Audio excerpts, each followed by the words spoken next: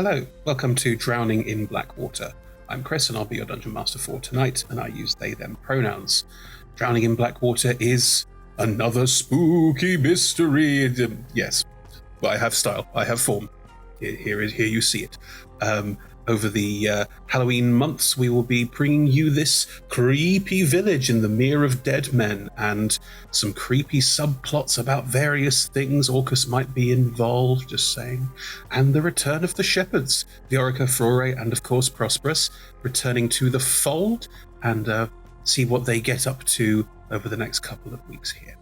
For those who are new to Dungeons & Dragons, everyone here plays a fantasy character in a fantasy universe. The players all have their own unique character sheets, which tell them what they're good at and not so good at, and what numbers to add to 20-sided dice rolls. Mostly, 20s and above are good, 1s and below, which is rare but does happen, are bad, and you'll see these little things up here at the top of the screen as people roll.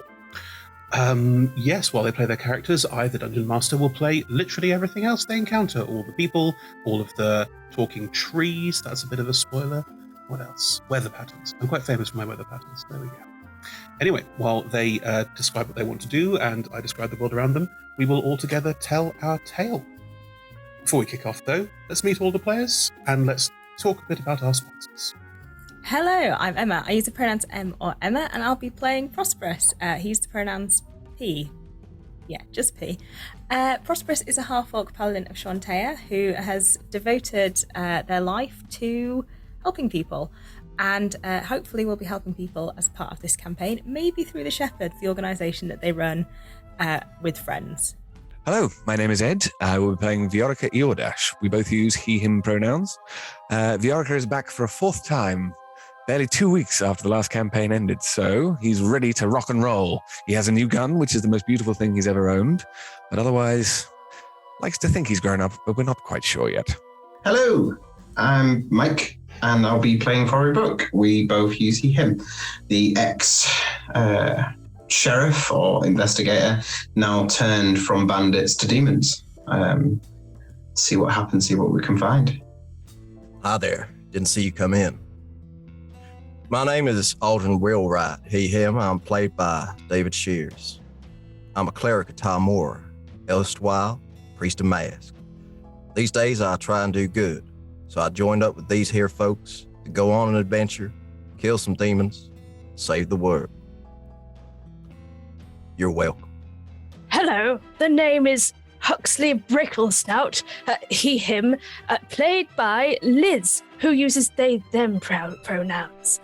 I was the chief shelf stacker at Blackstaff Academy Library until I've recently been recruited by the Shepherds. I'm currently traveling with a wonderful group of people and, well, we're having an adventure, which I'm enjoying.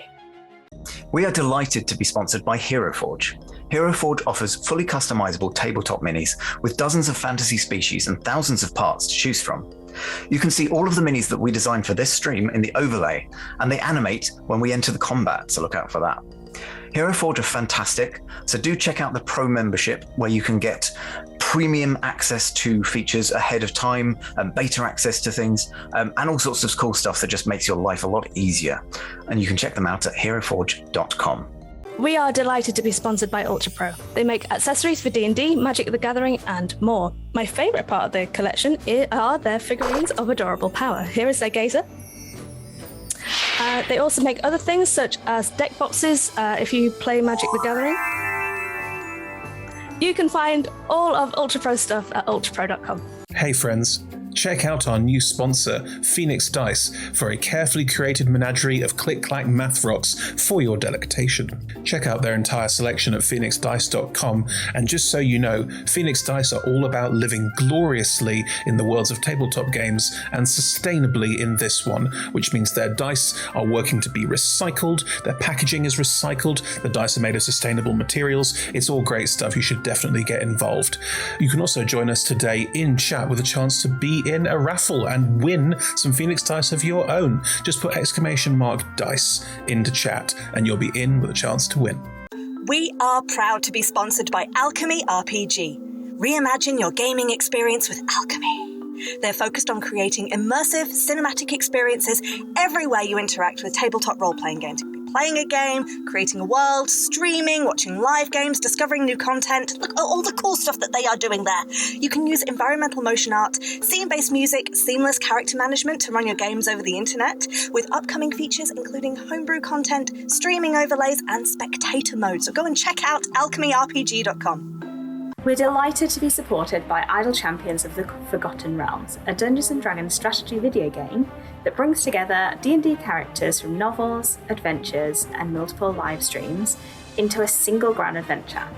Select your heroes and formation and battle through waves of monsters for free on PC, phone, PlayStation, Xbox, and Nintendo Switch. You can pop exclamation code into chat for a free Electrum chest. We're delighted to be supported by Neverwinter. In Neverwinter, explore and defend one of the most beautiful cities from Dungeons & Dragons' Forgotten Realms campaign setting as it rises from the ashes of destruction.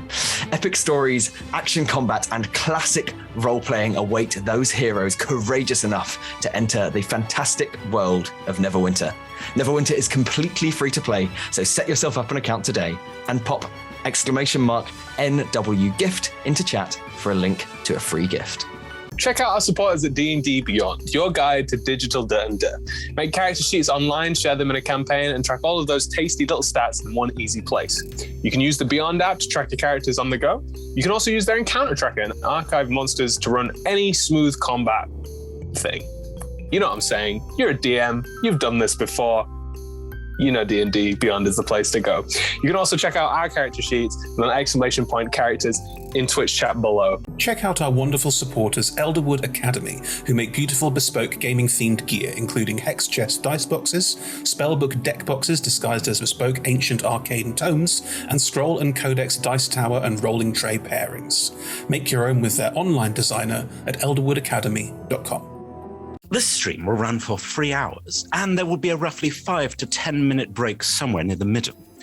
We run shows on Monday, Tuesday, and Friday at 6 p.m. Greenwich Meridian / British Summertime, which is 10 a.m. Pacific Time, 1 p.m. Eastern Standard Time, 7 p.m. in mainland Europe, and 2 a.m. Tuesday morning in Japan and parts of Australia. On Mondays and Tuesdays, we run TTRPG streams for 3 hours. And on Fridays, we run our talk show, Talk Together, for 1 hour. Our TTRPG streams can be one-shots, 4, 6, 8, or 12 weeks long. You can always find our latest schedule at twitch.tv/rolltogetherrpg/schedule. We are Roll Together RPG on all socials, so find us on Twitter, Instagram, Facebook, and even TikTok. Links in chat. Thank you to our D20 Club on Patreon. You can find a link in chat. Help us make our shows from just £1, $1, or £1 gold piece, and unlock more tiers by joining. Our D20 Club are fab. They've created a fan Discord for us. They've also made a wiki page for Roll Together. You can find that at rolltogether.fandom.com. Welcome to our podcast listeners. If you also would like to listen to us via podcast, you can search Roll Together RPG on your favourite podcast provider.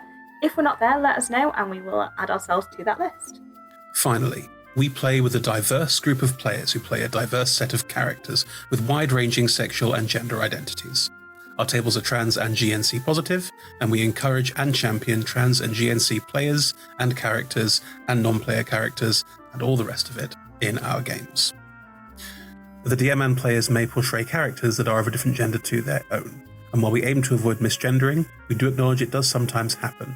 Have a company policy in place for correct people on pronouns should the need arise. If you think we've missed something, we're open to being corrected, so just drop us a line in chat or send a message to rolltogetherrpg@gmail.com. Be sure to check out our content warnings and the TTRPG safety toolkit, which we use as part of play. Links can be found under !safety in chat. Right, with all that said, time to get spooky.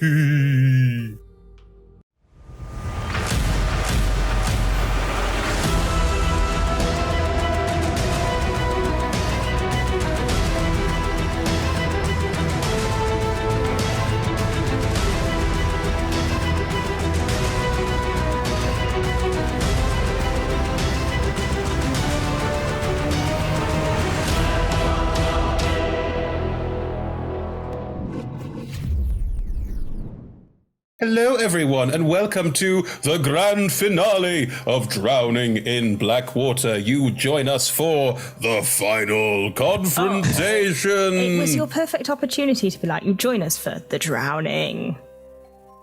That wasn't going to work. That bit's already happened. You're not going to drown here. Aldrin Carl's water walk. Give us a chance. I mean, because anti-magic isn't a thing. That's also true. Yeah. Anyway, you join us at the very end. At the end of it all, as a quick recap, the party were hunting the Sword Coast for demons who seem to be parading around looking for the Wand of Orcus for reasons dealt with in other campaigns. In the process, they made their way to the town of Blackwater, where in said town they found no demons at all. In fact, a bunch of undead worshipping weirdos and gigantic maggots, and there appears to be the coming of a god, of a demigod who was banished by Orcus, called Caius, the worm that walks. Caius's prophet, a man called Edwin Tolstoff, was freed from an Orcus trap, an Orcus prison, by a group of 5 who are now trying to escape, having achieved their goal of freeing Edwin, who is hashtag not great. However, they have made their way to the breakwater outside of town, which is a fort, bulwark, a bastion built directly onto the water on a small spit of rock, so it looks mostly artificial. There is a tower with a cannon that they used to destroy their own home, hopes of stopping these lot, which did not work. And they had a boat which they were going to use to try and sail away, but Prosperous jumped on it. Dived on it? That's very... That makes it sound like I trampolined on it. Like, I fell out of the sky onto it. Prosperous dive-bombed it. A flaming star. It was awesome. A flaming star fell from the heavens and broke their boat. So now they don't have a boat anymore. Will that change their plans? Yes. I mean, I doubt their insurance covers it. They stole it anyway. They stole a boat. It's not their boat. They press ganged some pirates with their cannon, but we might get there in story. It would be an terms. Interesting one to put on your claim, wouldn't it? Like, flaming paladin fell. Yeah, it definitely falls on the act of God, doesn't it? Amazing. Insurance jokes aside. With Prosperous falling out of the sky and dive bombing their boat, everyone's aware now that this group are heading into attack. So, the element of surprise is gone. Initiative is about to be rolled. Let's do this, everyone. Roll me some initiative. Okay. Did we get to add David's D4 from the Peace Cleric stuff? Emboldening Bond was cast before all of this, so it's still active, and it lasts an hour, doesn't it, David? It lasts 10 minutes. Oh, interesting. Unless it's recast. 10 minutes is it? I don't think it applies to initiative rolls. It does apply to initiative rolls, and ability check applies, but it doesn't matter because is initiative an ability check? It is. Oh. It is the ability check. It's However, not taken 10 minutes to do that. it took 10 minutes for you all to run, fly, and make your way from where you were all last together easily. In which case, Emboldening Bond would have been recast on myself, Viorica, and Verore. Great. In range. The 3 of you have Emboldening Bond. The other 2 of you do not. I have So a the lot boys of are looking those. after themselves. Rude. I have a lot of them. That'll be as soon as people are within range, we'll sort it out. Don't worry. Right. So yes, there is no extra D4, and none of you are close enough to Prosperous to get any extra boosts or anything like that right now. Go on then. Hit me with your best shots. 17. 220. Dirty 20, 17. Keep it up. 21. 21 also. win. Normally it never happens on on initiative rolls, but 28. Oh. That's a nat 20 plus a 2 on the D4. Are you Nice. telling me that I got 17 and I'm still going last? Yes. So far, yeah. Mike, did you roll a 1? I have a dex of 18, but I'm guessing Foramay's got higher. Yeah, I'm on +5. Yeah. Cool. Impressive. Most impressive. Yes, you rolled a 17 and you are going last. 17 is pretty good for It Prosperous. is pretty good for Prosperous. I It agree. is. And I have rolled for who I'm going to refer to as the Chuckle Fox. Yeah, hopefully you'll be ahead of some of the chuckle fucks. Right. Wasn't a promising laugh, was it? No. Mr. Wheelwright, with an initiative count of 28. You and Frore and Viorka are 60 feet away from this bastion, running across the surface of the water, because you cast Water Walk. Up ahead of you, you can make, with 60 feet, you can run to the where the water meets the crenellated wall. But the wall is a good 10 feet high. Climbing up it would be an ability check, or there is a harbour around to your right, which you could run around to, where there might be easier methods of egress as exit. What's entrance? Ingress. Ingress, yeah. Thank you. Methods of ingress. Almost as fast as thought to the other two who are with me. You are all telepathic bonded, to remind you, yes. Wall or harbour? Harbour. Wall's less obvious, but they'll see us coming over it. Gotta pick a direction here, folks. Harbour. You're running towards the harbour. Yeah, I'm guessing dashing with the distances as described in order to get there in within the round and not be out in the open. Is there any kind of cover that I can take? I know we rarely sort of use cover mechanics, but just for the... No, you probably want cover mechanics. Am I being stupid? Is it not Mike's turn? No, Aldrin rolled a 28. Oh, Aldrin rolled a 28, so sorry. Yeah, it's because it never happens, Ed. I normally roll initiative in single figures, even with advantage. Yes. Aldrin, you can quite easily curve off and run around to the harbour. The harbour is still under construction, so there's quite a lot of sort of shingles, almost like a shingle beach, because there's a various bits of gravel and rubble that haven't been built out yet into full areas, so there are plenty of ways onto dry land. You can duck behind some of the exposed wood and stone that is being used to build, what do they call embankments and harbour, and I want to say pontoons, that's the wrong word. What's it called? The long bit of wood that goes into a bit of water. Key. Do you mean? Dock? Yeah. Pier. There's a couple of longish piers that you can get into and get around. There's also what look like large pieces of metal machinery, eerily similar to the ones that were pulled out of the pool of Blackwater earlier, but they're cranes. They're all cranes. Nothing to worry about here. Right. That you could potentially hide behind as well. Okay. I think anything that looks like it's going to give full cover and allow the other two to run past me. So for flavor, I'm sort of like having the sort of, so probably one of the cranes or something like that. Cool. You can move to a point where you are basically near one of the piers, and you can be near some of the metal and wood and stone, blocking your view of everything and everything's view of you. You say that, but my hearing's pretty good.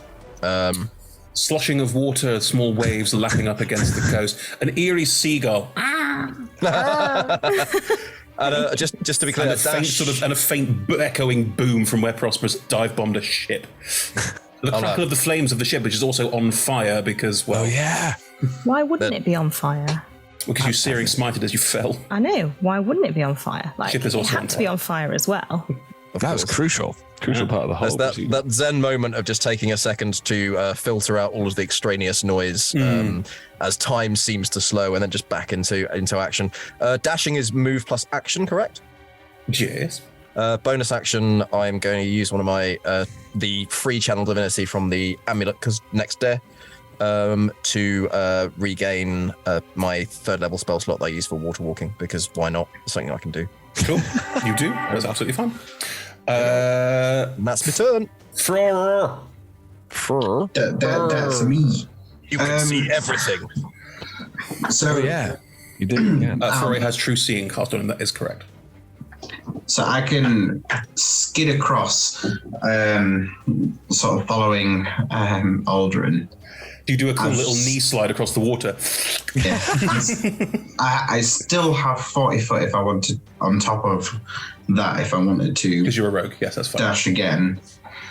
With my true seeing, could you paint me a picture from sort of our angle looking across? What does true seeing show you?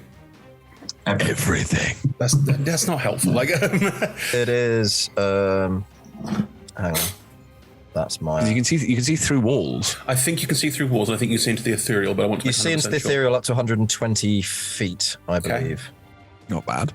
So you can see through walls effectively. Yeah, it should be on my spell list. I don't quite know why it isn't. That's all right. You cast it. You did it. It's fine. Yeah. You see things as they actually are. The creature has true sight, notices secret doors hidden by magic, and can see into the ethereal plane, all out to a range of 120 feet. So you will see through any illusions and any secret doors and pretty much anything. But can you see through walls? I don't think from that you can. Through the ethereal plane, yeah. Are there walls in the ethereal plane? Yeah. Oh. Are they solid? So Interesting question. Travel through things. I'm going to hand wave a little bit and say that you can see through walls because it makes everyone's life significantly easier. I was going to say, that feels very important. From the harbour, looking up, the harbour stretches around this sort of like a bite taken out of the island, if you will, like a sort of Pac-Man chop. And up this sort of slightly shingly, gravelly, almost beach, there is this solid stone structure that seems to take up large parts of the area. And in front of you is this quite squat tower. It's got these strange bronze goldy-like metal shutters around what would be counted as the ground floor. And further up over the top, there was this strange metal shuttered dome that has opened, and inside is a ball on the end of a stick that zapped lightning at Prosperous as P fell towards the ship. Yeah. No, it was before that. It was as we flew past. Yeah. Using True Sight, you can see that the shutters at the bottom are designed to open. And inside is very clearly this ridiculous cannon that was used to absolutely annihilate the house from hundreds of feet away. There are also 6 figures inside, moving around, doing something, you're not sure what. You're too far away to get any sort of detailed analysis of it, but yes, all of your enemies are inside the tower. You also see various pirates on the far side just swimming away, swimming for land, desperate to get away from the paladin who just fell out of the sky and ruined their ship. Cool. I didn't know that they were not here willingly. No. None of you know they're not here willingly. No one said exactly it. I just told you. And they're also pirates. Like, I only have a minor amount of sympathy for them. One swimming coughs briefly and says, I was only 2 days away from returning. Exactly.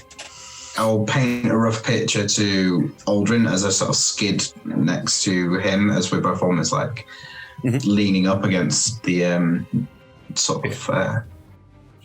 embankment. Crane looking out over. And then if I've got enough movement, I might pull myself up onto the pier and scamper further in sort of... If I can get to maybe the outside of the tower. There's a couple of warehouses and stuff like that sort of take up a lot of the ground plan of this space. It's designed to be a shipping port and potentially have some defensibility, but there's a couple of like warehousey style buildings things you could easily scamper in between to make your way up towards the tower. That's fine. The goal is just the goal will be to set a path for Aldrin and Viorka to follow that I know we're not going to catch the eye line of someone inside of a tower looking out a window or just glancing, so that sort of stuff. That's fine by me. All good. You are making your way through the warehouses, but you're not at the tower yet. On initiative count 20, lair action. I'm 21. I thought you were 20. Nope. No, that's me. You're 21. I can't read. Huxley, before the lair action. Yes. You are 60 feet away from all of this, flying in the air. You can see that the coil, the Tesla coil, which isn't a Tesla coil, it's a metal ball on the end of a stick, above the top of the tower is still sparking slightly. And it also zapped P as P got closer. You are looking down at this whole situation. You can see P walking off the burning boat, which is slowly starting to sink, onto the docks and heading towards the tower from the other side. The tower is far closer to this side of the island. I'm going to, with the telepathic bond we have, say to Pete, Prosperous, is everything okay? Well, my shoulder's a little sore, but success. The boat is dead. There's a faint gurgle as the boat sort of starts sinking. Yeah. I think you did magnificently, by the way. It looks spectacular from my perspective. Where next? Where to? I was going to go through the door. There is a door, right? No, there is no door to this tower. There's no door here. There's all the shutters, but there's no door. Yeah, it's the metal shutters is what we got. Can we open the metal shutters? You don't know. Trust me, it won't be relevant in a second. Yeah. I mean, failing that, I could, I suppose, just climb up it. Or get Andy to pick me up and fly up it. Nice. Yes, your alicorn flies past Huxley. I'm still here! Okay, so, given that, do I see Frore making his way towards the tower? Do I get the impression that the tower is the place to be right now? Frore is on the other side of the tower, so you'd struggle to see him at the best of times. And Frore is also a stealthy little motherfucker. So I'm going to go I do have out. Stampy's eyes. I did see Frore. I can see through Stampy's eyes. So Stampy's floating with the rest of Team Lad. Yeah. Good. Oh, really? All right. I want to be on Team Lad. Oh. Okay. Prosperous is now Team Lad, you're Team Boy. Fair enough. What is a Team Lad is Lucian dangerous? I think I'm not sure we're dangerous. If Stampy's floating with Viorica and Frore and Aldrin, you would have seen, and also there's a certain amount of turn-based initiative that makes things a bit difficult. You would have seen them running into the dock area, and you would have seen Frore starting to snake his way through the warehouses. Yes, that's fine. Amazing. I don't want to use too much of my turn talking. I'm going to assume that we are all trying to get to the tower. Yes. With Stampy, I'm sorry, P, you're going to have to do it the manual way. With Stampy, I would like to transport Frore dashed. Aldrin and Viorica are both... I mean, Viorica is running up behind Aldrin, but for the sake of turn-based combat, I will say that both are eligible. Thank you. I can move Stampy with a bonus action 30 foot to kind of hopefully get everybody within this. I would like to use Scatter to move you all to somewhere on the ground by the tower, either on the bulwarks if there is such thing, or by the door. We're gonna... That sounds like it might be quite exposed. Yeah. Is my only thinking. Too late now. I think you've done it. Let's do it. No, you're telepathically bonded. I'm not going to be cruel about this. Huxley, if you say, let's get you all to the tower, people might go, no, exposed. Wait a second. Okay. Dream Team, do you wish to be near the tower? Who's going where? Just give us 10 seconds to figure out what we can do about that lightning thing. I want to destroy it. Exactly. In which case, I will fly down to P. Cool. Sure. I'm thinking of angles. Hang on a second. Come on, Pythagoras. Yes. I can fly 50 foot. But you just had to side around the tower potentially, which means you might get zapped again. You won't necessarily reach P because... I'm no, very you're fine. tall. I'm very tall. And I can reach upwards. You can get to P. I'll allow that. I don't think you're going to fly within 30 feet of the top of the tower by doing that because you're staying quite low, and that's the radius of the lightning. So... yeah, it's for flying things out. It's not for. It's to stop things flying overhead because you've got a Pegasus. They're smart. That's all I'm saying. Anyway, they understand. Yes, you are flying down towards P, and you can reach P. That's fine. Yes. Amazing. Cool. No In which problems. case, I will fly down, arms out, looking like a really furry Superman, and I'm going to dimension door both of us, provided that P is willing to the wherever I would see is accessible on the tower. Interesting. The tower's pretty redoubtable. There's not like an obvious door or anything like that. Do you want to go inside the tower? I think I want to go inside the tower. You're going to go... Okay. Inside. We're going inside. We're gonna die, but That it's thing fine. it was shooting us, wasn't it? So inside. What was shooting? The thing in the tower went towards Prosperous. The sparking thing, only if you're flying, but doesn't matter. Anyway, you dimension door inside the tower. Cool. Huxley, Prosperous, you appear. This is not the dumbest thing we've done today. True, you dive bombed a ship. That worked. You appear inside the tower amongst this scene. In the center of the tower is a ridiculously large cannon. It looks a little like Frore's pistol, a little like Viorica's rifle, but larger, more ridiculous, overamped. Think of early shelling weaponry from World War I or something similar, more diesel punky than that, but basically early artillery. Yeah. The whole space around it is full of canisters, barrels, various bits of metal sheeting. It's a complete mess in here. And there are gears and cogs and things all round that appear to allow this entire bit of the tower to rotate. Oh, for the cannon. Yep. There are stairs that go up the inside, around, like curl upwards like spiral staircases, that allow access to bits higher up in the tower. Inside, you'd recognise Shaden, you saw Shaden earlier. Viorica's brother is sat in what looks like the most ludicrous looking like command seat thing and is currently frantically twisting gears and moving things. Next to him are a gigantic minotaur covered in blood wiped all over them with a tattoo of Cyric on the back of their hand. Nice. And there's a little rat folk gnome who just looks confused as to why you two have suddenly appeared in the middle of all of this. You can't see Edwin.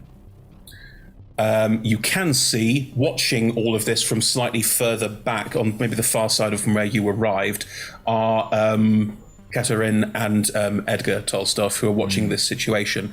This tower is not massive. The diameter of this whole space is 60 feet. Oh, wow. Yeah, it's not a big space at all. Oh, crumbs. Amazing. And the two of you appear in the center of all of that, and you'll get a sort of from the rat person. What are we going to do? Good. Hello. So before I did that, I would have, as my bonus action, moved Stampy with the rest of the dream team. We've now just bamfed into this tower, and we're looking around smiling, I assume, P. That's, Oh, yeah. As an opening also in this situation, hello. It's got lots to recommend it. I like it a lot. You don't have a ship anymore. On initiative count 20. Shaden, who turns, sees the two of you, and suddenly, clunk, two gears fall into place. The outer wall of this section of the tower will pull back. These shutters will pull back into the wall, like sort of over the top of each other, like a sliding door.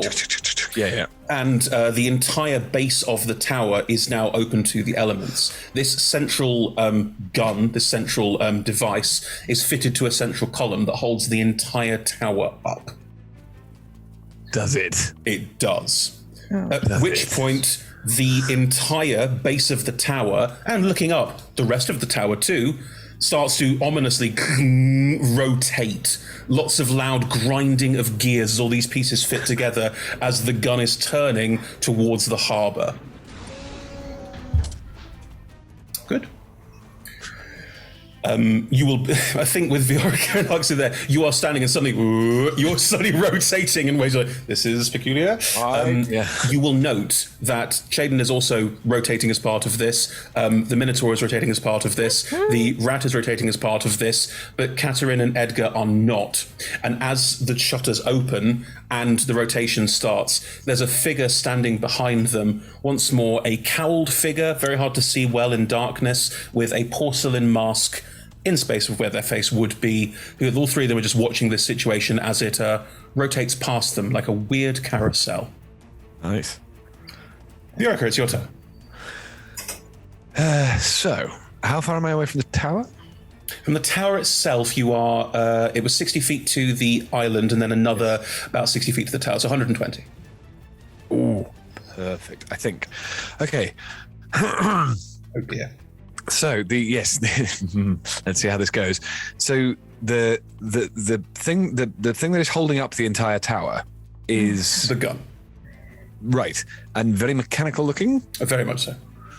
Right. So like precision made and wouldn't enjoy being meddled with. One would only assume. Don't shoot guns. I'm not even. No. Don't shoot guns and don't shoot at guns either. No. I'm not intending to. No, of course. So I'm going to use my movements to get as close to the rest of Team Lad as I can. But you both, It's stuck. Good.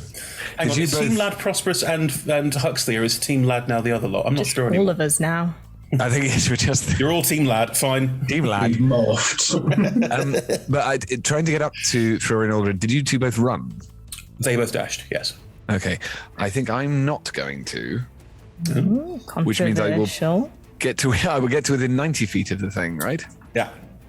And then I am going to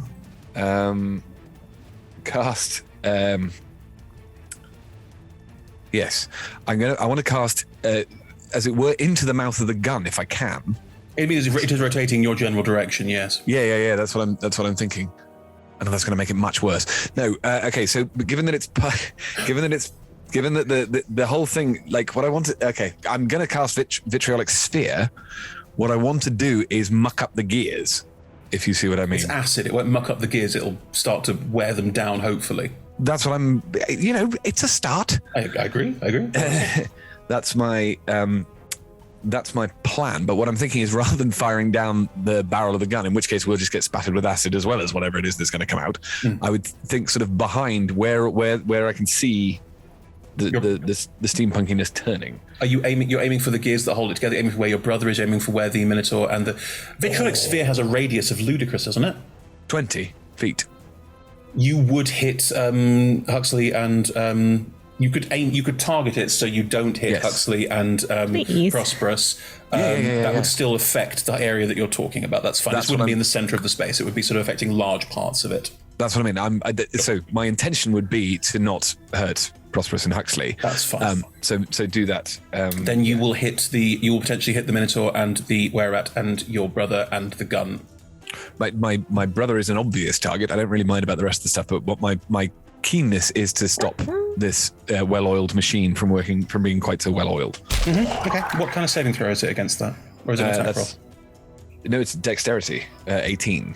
Cool, the gun fails its dexterity saving throw. I keep saying the gun, it's not a gun. The turret, I suppose. The turret. The massive boomstick. The massive boomstick fails its dex save because it doesn't have one. No, let's that one first. Minotaur. What's the DC? 18. It's a nat 20, so that passes. That's my first roll. Bitches. Good. Shame. 18 for your brother. Oh, hang on. I need to add on 4. Could you turn your dice sound off, please? Yes, sorry, darling. I'll do it in a second.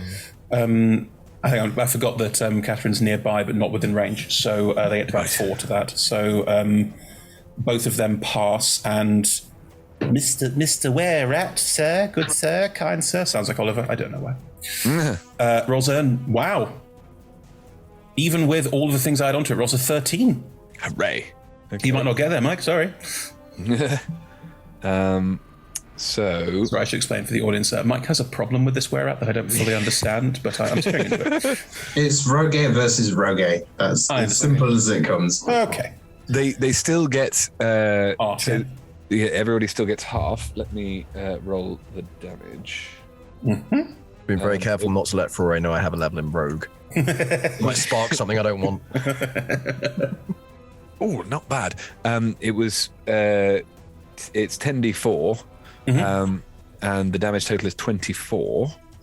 So 12 to most of them and 24 to the rogue. Okay. Yep. Right. And 24 to the gun. And 24 to the gun as well. Yeah, the metal around the gun starts to sort of hiss and spatter. Acid isn't amazing against metal, but it is starting to slowly eat away at it. It's getting a very sort of cool acid-etched look. Oh, nice. Yes, that was... If anything, you've made it more valuable. Good. It's another 5d6 at the end of its next turn. I will try and remember. Thank you. So Prosperous, Huxley, what you see is suddenly this explosion of acid that you've seen Viorica do a few times before, and there's probably a whistling from but what you get beforehand is the... You are 90 feet away, they cannot hear that. Oh, well, fine. Stampy heard it. Stampy knows. The audience can. It's like a real close cut on Do you telepathically tell us the sound you're making? Probably. That's awful. Wow. Telepathic sinuses, just what everyone needs. It'd be a POV shot from the POV of the lurgy. So that's a loogie, not a lurgy. But anyway, no. It comes to the same thing. The acid splashes over the gun. Shaden takes it and it's kind of like not quite sure what it is. The Minotaur also takes that hit but doesn't bother that much, whereas the little rat just falls to the floor, just flailing around. Effective. Desperately trying to not be burned. Great. Thank you, Ed. That's a good start. Well, hang on. That's your action, and you've moved. Do you have a bonus action? Yes, I'm going to give. Hang on. I'm trying to think. There will be a musical sting from Viorica, and I think Furore is going to get bardic inspiration. Great. Are you on D8 still? No, D10s now. Ooh, very nice. Yes. Very nice. So please take that. Where's that gone? There we go. I shall save that. Oops, I did not like to do that. I shall save that. I shall save that. Oops. Yeah, it will just be. Yeah, you'll hear mellifluous music in the back of your head, and then suddenly feel like you are inspired. Very nice. Very nice. Okay.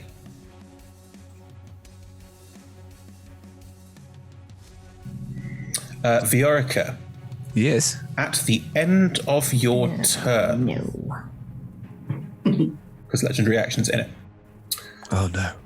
Edwin is going to turn with a legendary action, and you are the only person out in the open, apart from the two who are standing next to them, but it's nearly their turn.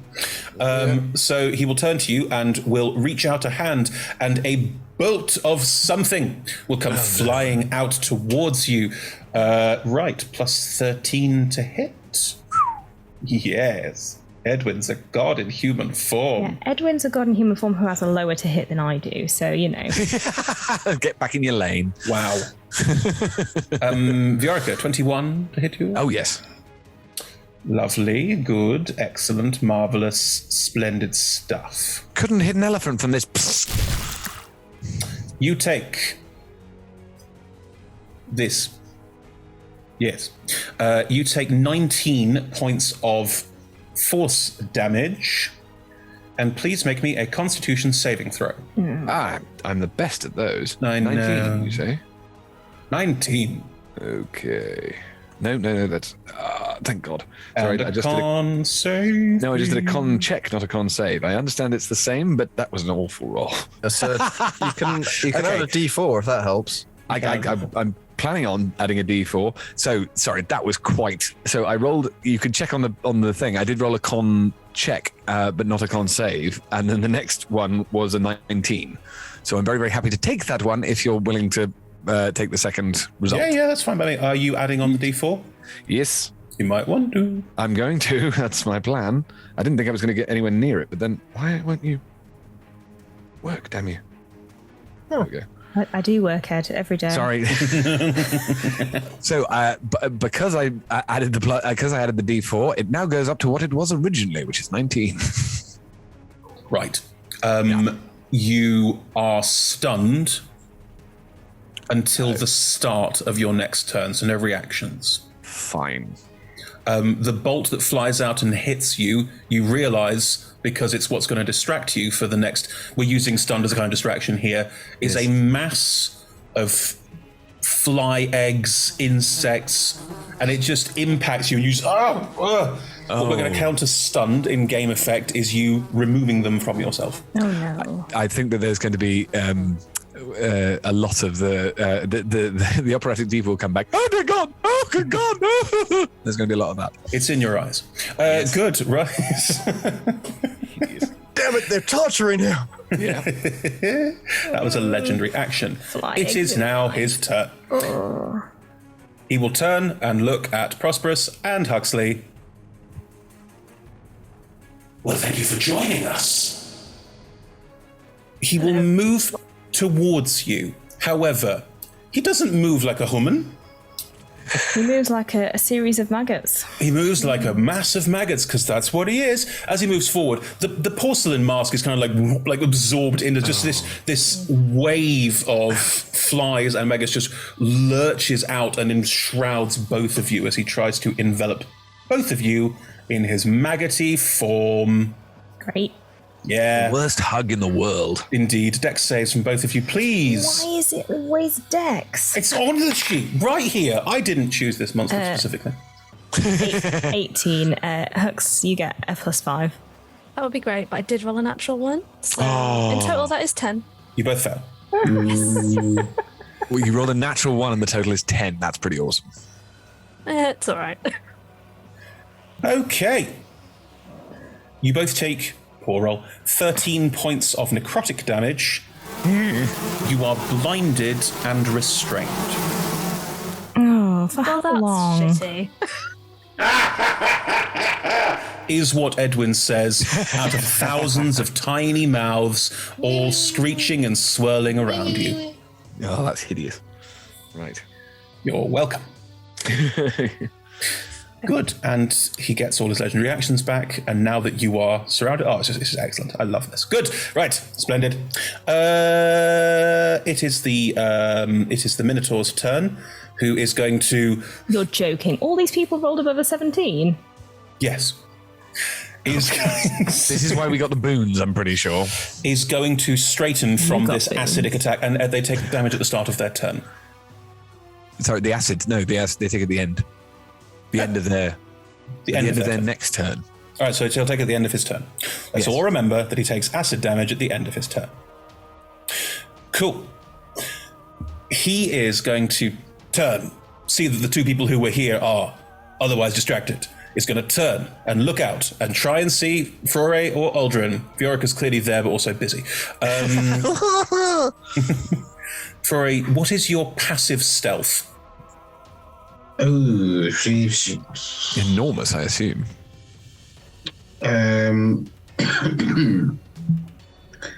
Passive is the modifier plus 10. I can't find stuff now. 25. Cool. He doesn't know where you are. He didn't see Aldrin arrive, doesn't know where Aldrin is either. Can't see anyone apart from people inside the cloud of people, the cloud of maggots, which isn't really much for him to deal with right now. Cool. He will look at the cannon, look at where there's acid still splashed on himself and the others, and will cast Dispel Magic on... Choose one creature, object, or magical effect. The magical effect that is the acid, and will remove the acid magically just by sort of waving a hand. As he waves his hand, there are these gigantic claw gauntlets on the backs of his hands. And as he waves one of them, almost like searing red lightning just wraps around everything and removes the magical effect of the remaining acid from all of that situation. He will look out over the area and will try and stand so he is between Shaden in the gunner's seat and the direction where he thinks Viorica and the rest of people are coming from, because the other two are dealt with. He will also lean down and quite aggressively pick up the gnome, plonk him on his feet, and you just hear him very sort of gruffly going, "Get up." Nice. Prosperous, it is now your turn. At the start of your turn... Do I feel like these flies are going to go away, or do I feel like I need to get rid of these flies? You take another, because you're still in it, 14 points of necrotic damage. Yeah. Could you answer the question, please? You can repeat the saving throw at the end of your turn to try and not get... going to help, is it? Okay. Is it a spell that's been cast on me? Arguably. But it's also on hooks. Hang on, let me just read the specific wording of the thing I can do now. That's fine. I will be generous with spell or spell-like ability. It's fine. Well, it's a spell. They cast a spell. I made a saving throw. I beg your pardon? Why is my thing not on here? Here we go. Cleansing touch? That I touch. You were right next to Hux. You could easily touch Huxley. I could touch Huxley. Takes an action. Huxley. Why is everything an action? Why is everything an action? Well, that's how action... I am going to... Our next talk show. Cleansing touch Huxley. Cool. Grope out of the flies and find Huxley. Oh, there's a big one. Oh, no. It's you. It's you. And I will essentially douse Huxley in radiant fire, which burns off all these flies and ends the spell. Can it charm my fur just a little bit? It will end the effect on Huxley, but not on you. Crunchy. As you reach out and touch Huxley, this is not a spell. This is Edwin's form. This is his body. This is what he looks like now. So as you reach out and touch Huxley, I will allow that cleansing touch means that Huxley as suddenly there's a shriek from the flies and things surroundling all of you, and they will wash off Huxley, and it's just be enveloped inside Edwin right now. Huxley, you are staying to one side. First, slightly singed. Inside the person? Yes, because the person is made entirely of maggots and flies. Well, could I not just move away? No, I'm restrained. You're blinded and restrained. No. Right, okay, fine. I feel like Huxley's fur looks like someone's taken a really strong hairdryer to it, so it's all like blown backwards. Yes. Amazing. Huxley, you are free from this effect. You will not take damage, and you are no longer blinded and restrained. Great. Okay. Amazing. I will then, as a bonus action... Yes. Let me just figure out which one which one I want to. As a bonus action, I will cast Sanctuary on myself. Sure. This is not an attack affecting you, so it doesn't have to roll. No, but there's a whole turn where I'm going to continue being probably blinded and restrained. So yes, that is true. I'm hoping someone else is going to fix that, to be honest. Okay. Anyone? Yeah. At I get to roll now? You can roll a dex save now. You are restrained, so you roll with disadvantage. I'm sorry. What? That's just... Oh, it's just never going to happen. Yeah, no. Shame. At the end of... 22, actually. 22? Yeah. Oh, no, with disadvantage, no. 20. Wow. Good. Only one off with 20. I can't, it's never going to happen. Okay. At the end of your turn, you are you are still held in this, and I will use one of Edwin's legendary actions to do extra damage to you. Oh. That's rubbish. It's 12 extra damage to you. And he gains some temp HP. What's that a spell, Chris? There's a legendary action. What was it? It's not a spell. It's called Feed. However, I will rule that it is a spell-like ability if you want to do something about it. I was only going to try and counterspell that, but I don't assume there's a level involved with it. So there's no level involved with it. It's a spell-like ability, so I think that falls under the we can't do this. Like Dragon Breath or something. Yeah. No worries. Yeah. But you take some extra damage, and Edwin gains some temporary hit points from all of the necrotic energy sucking life out of you. You bastard. Good. Marvellous. Splendid. It is Chaden's turn. Chaden's going to... What? What is he going to do? Look down at the situation, which is Viorica's new nickname.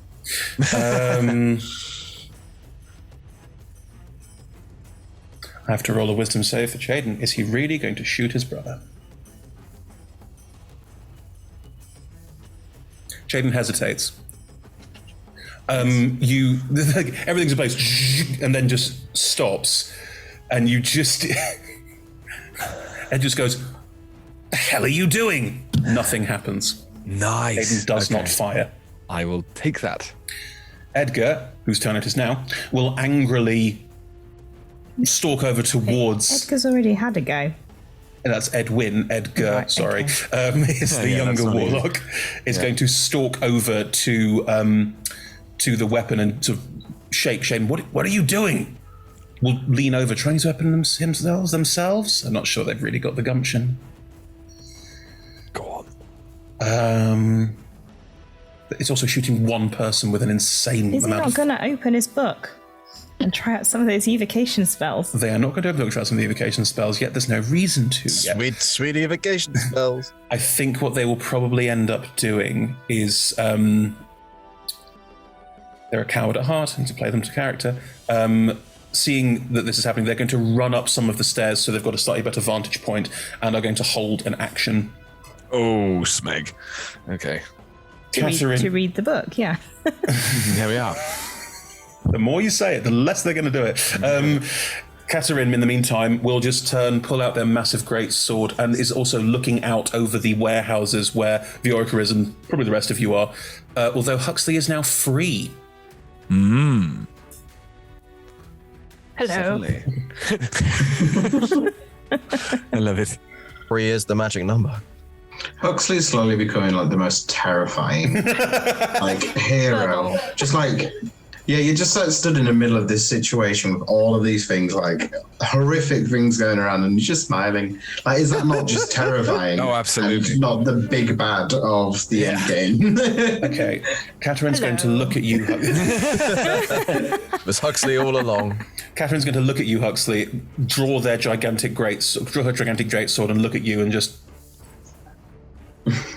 I suppose me politely asking you to leave us alone won't get very far. Politeness gets you everywhere, although literally all we did was turn up and you started attacking us, which I think was How about if we politely ask you to fuck off? Yeah. What was that? Sorry, Prosperous. I said, how about if we politely ask you to fuck off? Please. Manners cost nothing, Prosperous. We must remember our manners. Sorry, yes. Please fuck off. Quite hard to do without our ship. You could swim like everyone else. Excellent. She will point her sword at you, Huxley, because of the size of this space. It will basically reach you. I don't want to hurt you unless I have to stop you. I'm not doing anything. I'm literally just stood here. I've not come towards you. I've come in, granted, uninvited, but all I said was hello, and this is what happened. Okay, she's holding an action. I respect that. Okay. Right. The gnome is going to get up off the ground and is going to run up the spiral stairs and go. Just no. Good. Was there all of the acid was removed, right? Yes. Damn. Okay, cool. Aldrin, it's your turn. I will remind you that you've seen none of this, but you've heard all of this. Yeah. Piecing together what I can. Mm-hmm. To what extent do I want to reveal that it's me? What? Well, basically, because I've still sold Edgar on the whole. Oh my god. Yeah. So, climactic fight. No, I'm going to pretend I'm sort of on the enemy's side. Don't forget the long con, Chris. I've invested. You're talking to someone who invested 4 rounds in a combo that didn't pay off. Edgar quite firmly believes that you were geist to help. I'm being compelled. Exactly. That you're compelled to work with this lot. You don't necessarily want to. Yeah, totally fine. I'm just gonna stay where I am. No, I do nothing. I end my turn. I'm in some level of cover. Frore's next to me. No, Frore's gone running between warehouses. Running between houses to try and reach the tower. Well, the first thing I'm going to do is step out and look at what's happening ahead of me. Cool. As you step out of cover, Edgar will fire the held Eldritch Blast in your direction. Ooh. Let's see. How many Eldritch Blasts is it, Edgar? Don't be squishy. Don't be squishy.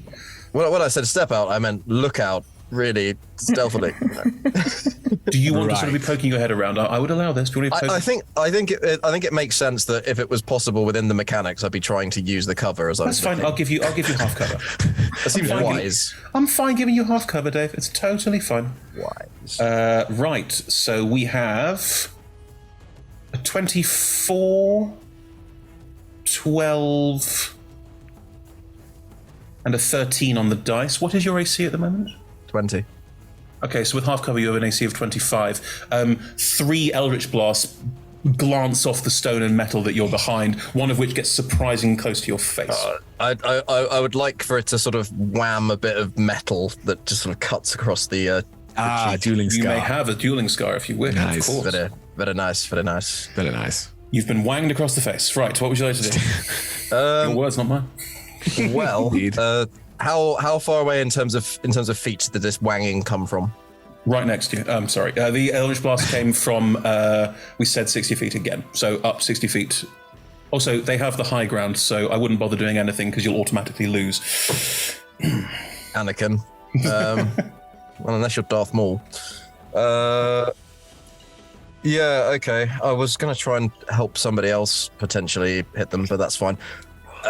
Could you help somebody else? Like, you know... Your paladin who is enrobed in tank. Yeah. Well, I'm going to start making my way, sort of having poked out, ducked back in, and I'll start making my way towards where the team... Are you also team moving LAD. between warehouses and trying to keep cover, or are you just running straight up?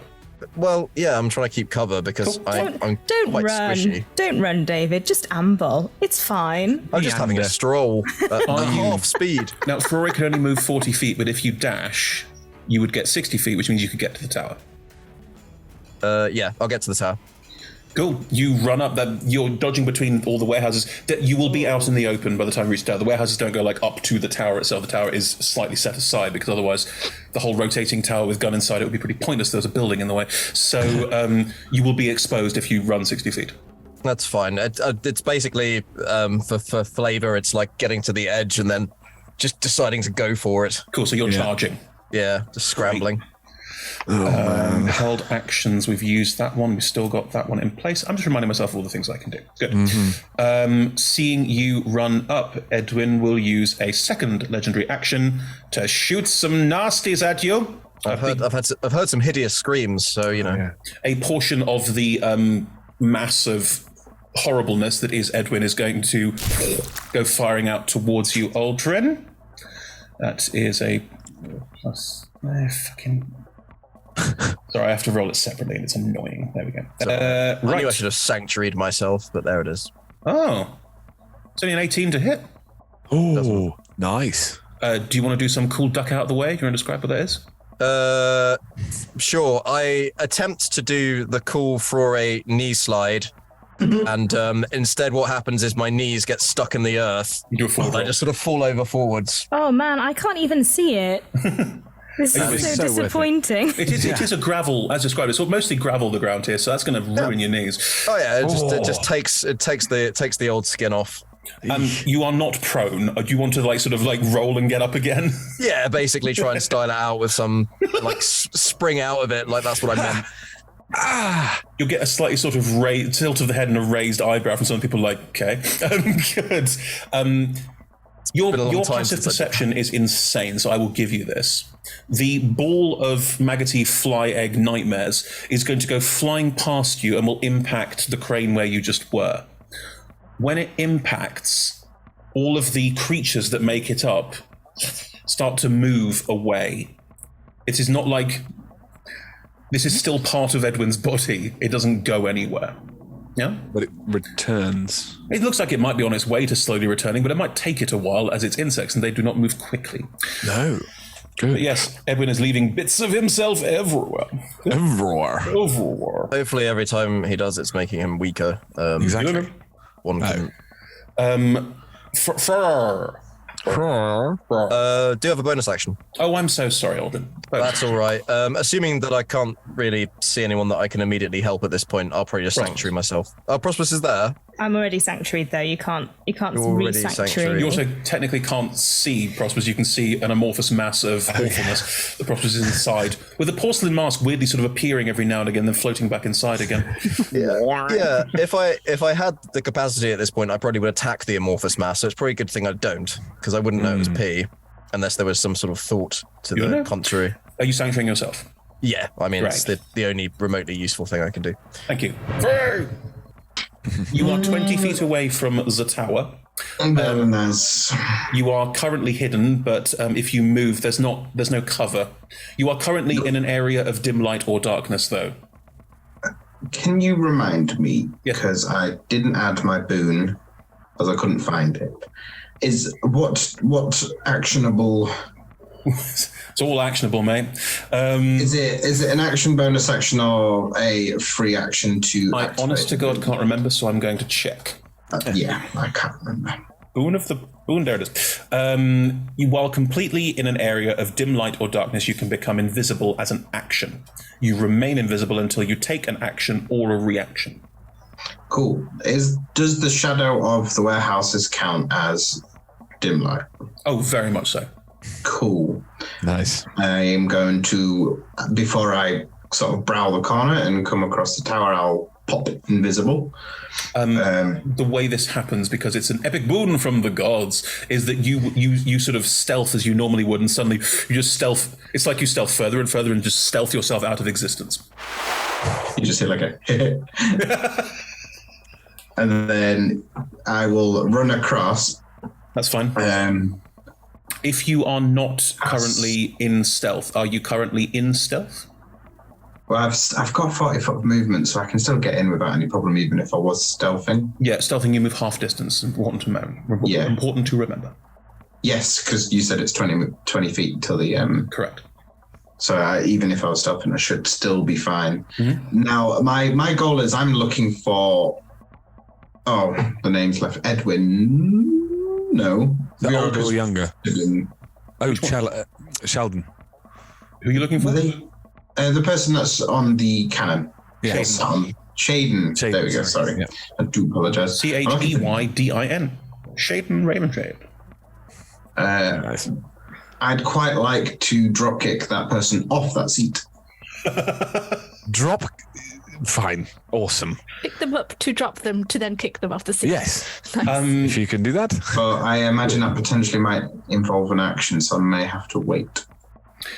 It would be an action because it's technically a kind of attack called a shove. I love the idea that you're going to go stand hover near to him, be like, next time. Just Next time. Get ready. You're stealth and you're invisible. No one knows that you're there, and your passive stealth, you didn't even roll for it, you just naturally are this stealthy, is 24? So no one knows that you're there. Apart from Edwin, who gets true sight. I take it back. This is totally worth it. I'll action search and then just throw myself at them instead. Nice. I think because Edwin has true sight but is currently occupied, as you ever, you might get a sort of burbling, all these different mouths trying to talk at once, going, and then suddenly you are leaping through the air and trying to drop kick Shaden off the chair, which is fine. Yeah, I will use a maneuver as well to trip attack, so I can force prone. Technically, this isn't an attack you can apply a trip attack to because it's a contested grapple known as a shove. My feet don't count as weapons. Do they not? Mike, okay. It's a shame. Mike, you have a couple of options here. You could shoot him, and by shooting him, apply a trip attack, which would make him fall prone. That is a thing that you can do, so I would allow you to shoot him out of the chair. That essentially does the exact same thing, just less funny or cool. What? It's like a bolo shot. Shoot him out of a chair! How is that less funny or cool? I will allow you to style shooting him out of a chair as a drop kick, why not? But you don't want to do a contested grapple because that's based on strength and you are not strong. I sort of envisaging, those bolo shot things. So like two balls with a chain attached, like ramming that into the gun, shooting it, and it's spinning through the air. Okay, we're not at the technology where you can ram things into guns and then they'll fire out normally. That's not a thing that happens. Chris, it's just my dream of steampunk Witcher.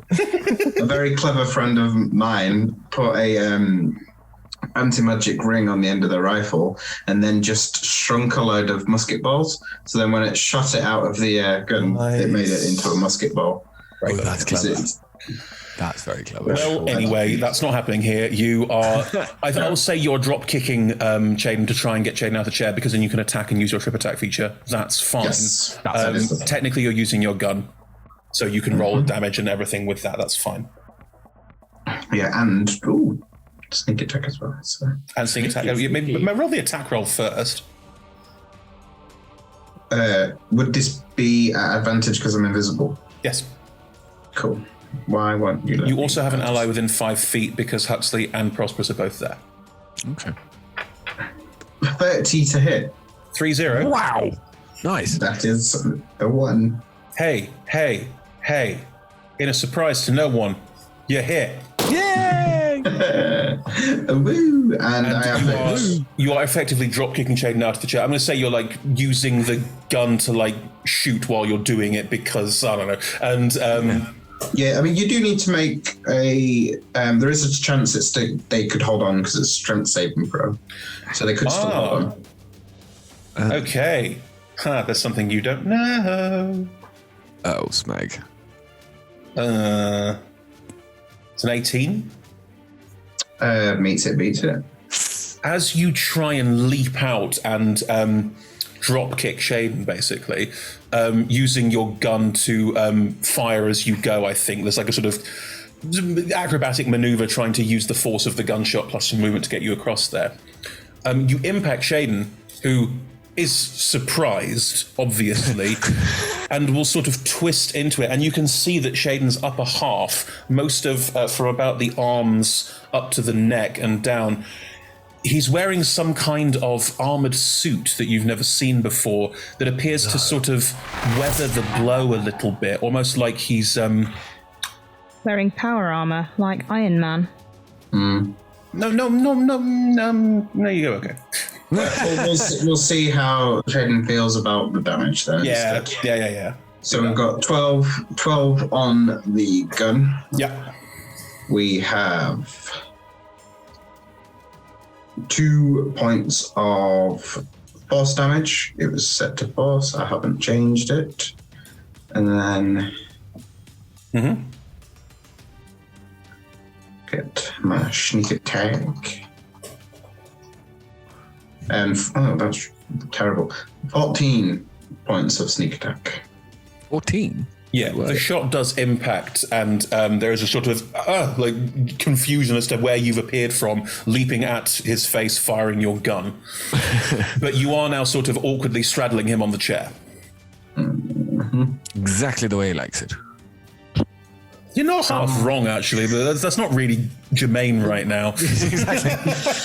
Far be it from me. The ship no one was expecting. Hey, he likes machines. Good. Yeah. And then bonus action, I'm just going to dash my... No. Oh, an action surge is the entire action and bonus action again. Yep. Bonus action, go for it. And technically, I didn't use my bonus action the first time. So you could be using 2 bonus actions now. Do it. Do it if you can. Action Hang surge. on. Is an action surge the whole turn is repeated or just the action? No, just the action. Then you've still got 1 bonus action left. Yeah, that's fine. I'm going to dash my butt back out of there. Oh, are you? I do, and I have mobile feet as well. Interesting.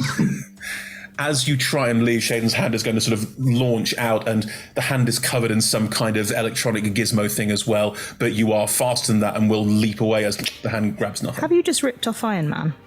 No! Iron Man doesn't have a weird gizmo hand. Shaden's not wearing a weird helmet. I mean, come on! Or he's going to sort of like... Iron Man doesn't have a weird gizmo hand. Got multiple weird gizmo hands. Iron Man shoots things with his hands. Shaden can't shoot things with his hands. It's completely different. It's completely crap. It's also not like sleek armor style stuff. This is all like exposed gear work and little like LED boards on the inside. This is not slick or cool. This is someone who has multi-patched themselves with a bunch of nonsense. As he sort of dodges out the way and begins to back off, almost straight back out of the room, Fro's just going to smile and be like, "I'll get you next time," and then he's going to disappear around the corner and try back to the warehouse, just like, nope. Yeah, but I'm just going to pull myself away and get back into cover, and I'm going to wait until my next turn. So you basically came out of the warehouse, turned invisible, ran up, drop kicked Shaden, and now running out. That's exactly right, because there's not a right lot of good I can do getting absolutely battered for a I'm going to round. remind you that Shaden's sitting in a gigantic cannon and you're only 20 feet away from it. There's nothing I can do. I've tried to knock Shaden If you out. stay closer to it, he can't shoot you with it. You might get covered in flies, though, so, pick your battles. Look, it has to be awful close and awful far away. I had things to do. I mean, the aim is to be in full cover if at all possible, and I wasn't seen there before. I will be seen disappearing that location. Okay. Direction. I have told you everything I'm going to tell you. Fine by me. In Mike logic, I don't see how I can be seen for going into Let's see cover. what happens next. No, turn. you can be seen going into cover, Mike. You can be seen running behind the warehouse. Like, people can see you go. Yeah, but right. Cannon. Huxley, it is your turn. I'll remind you that Catherine is still standing with... She is holding her greatsword in one hand out across a wide amount of space towards you and is very close to you with that sword if you decide to take any offensive action. That's okay. I'm just going to get out my pocket watch. Have a little look at it. Look her in the eye. And then cast slow on everyone within a 40-foot square. Nice. As you start casting, she is going to strike out at you. Okay. Ooh. That was the held action. The trigger was you starting to cast a spell, sadly. Right. Makes sense. Oh boy, here we go.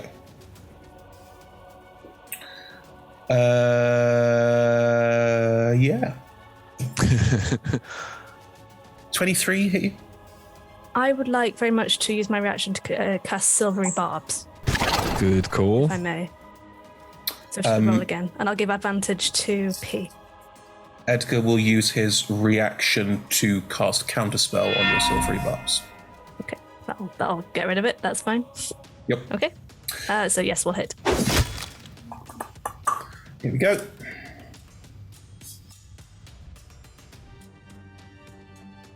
That's not enough dice. I rolled the wrong thing. Yes, it is, Chris. You just hit 2d4 for the damage, right? Plus 2. Not used a greatsword in a while, have you, Liz? So I don't think I've ever used a greatsword in any of my characters. 13 plus 32, 51 Cool. points of damage as the sword strikes out hard, probably just pushing it straight forward into you, and it pulses with necromantic energy as it cuts. I think it's going to stab deep into part of your upper torso as you take 51 points of damage from the single strike of the sword. 51? 51. That is... Ouch.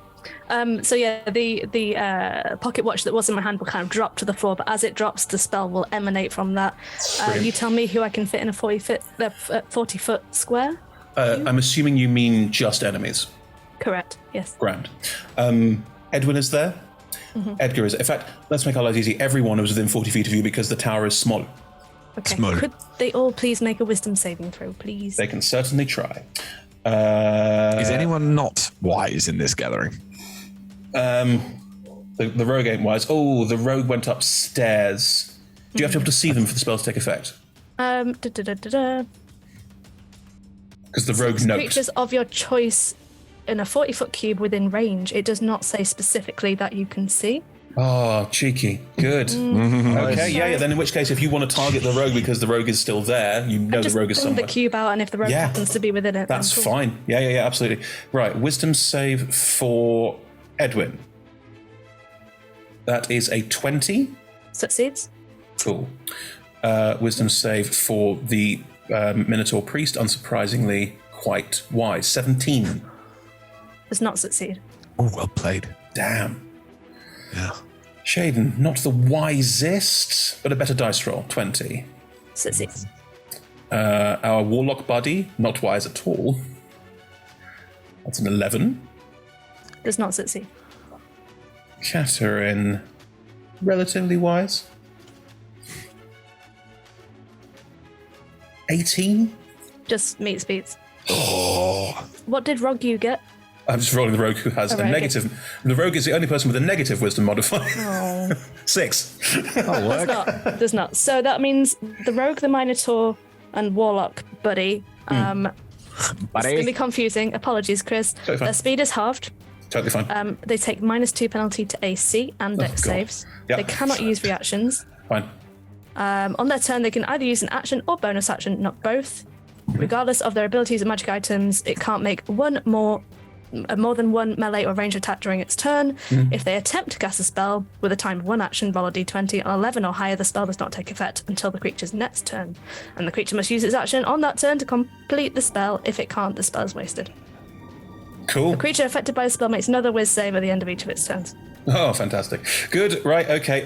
What's the visual? Does the watch drops and hits the deck, and then is there some kind of visual? So it hits the deck. The room is filled with the smell of old books, and sort of like words from the pages would come out of this stopwatch and kind of crawls over these people. That's great. And then it kind of pulls away, and as it pulls away, they become slower and slower. Brilliant. Nice. That happens. Catherine watches this, having used the held action. You only hold one of your attacks in a held action, don't you? I hope so. Anyone remember? I have no idea. Don't know. Believe. I think it makes sense that it's only one. That I think you hold your entire action. It is your entire action. Yeah. Oh, wow. In which case, I actually quite like this has happened this way. She will continue to strike out at you, Huxley, because fuck you. Oh, okay. That's another 2 hits with the greatsword. Well, if I hit, Why would it be another 2? because she has 3 attacks a turn. Oh, Lord. That is a nat 20. Oh, Lord. Amazing. We're about to lose Huxley. Let's get some damage. Let's see what happens. That's going to be awful because it's double all the dice. Wow. Yeah. If you got 51 last time. Ooh, this is nervous. Dave, I've used my reaction as well. have you got silvery barbs? Not as a cleric. Oh, shit. No one does. The Orica does, but he's miles away. I was just looking at my reactions, and literally the only thing I could do is pop in and tank it, but I can't, don't 'cause even we're have not in Emboldening it, Bond up right? yet. And that was going to be my next turn. Yeah. Gosh. Okay, here we go. I have a plan if you're not killed outright. Yeah, you're right.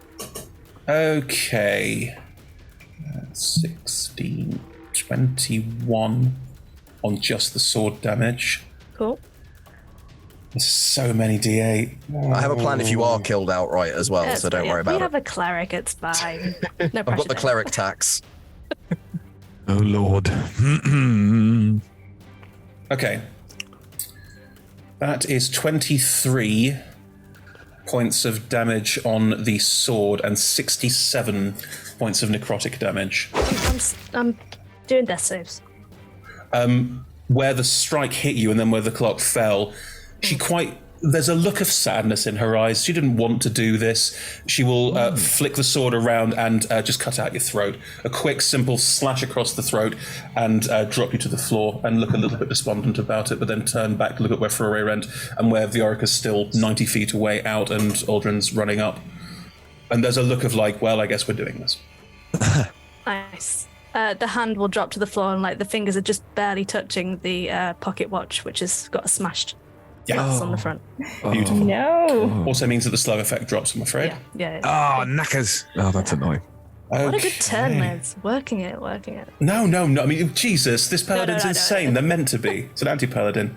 Viorica, it's your turn. You managed to remove all of the flies and insects and other weevils from you.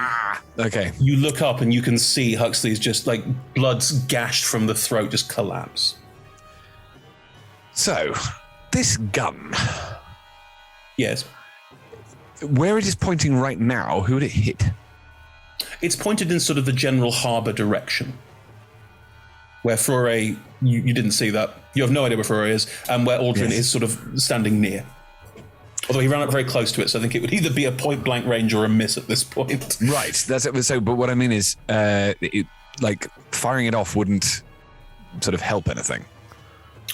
Shaden refused to shoot at you, who was far enough away. He could potentially shoot at Flore's warehouse hiding location, but it would be dangerously close to the tower itself. But Shaden's just got hit in the face, might be upset about that. I don't know. Shaden's not quite sure what to do now because wasn't expecting to have to fire his massive, penis extension at you. I was the first one to, yes, okay. Oh, God.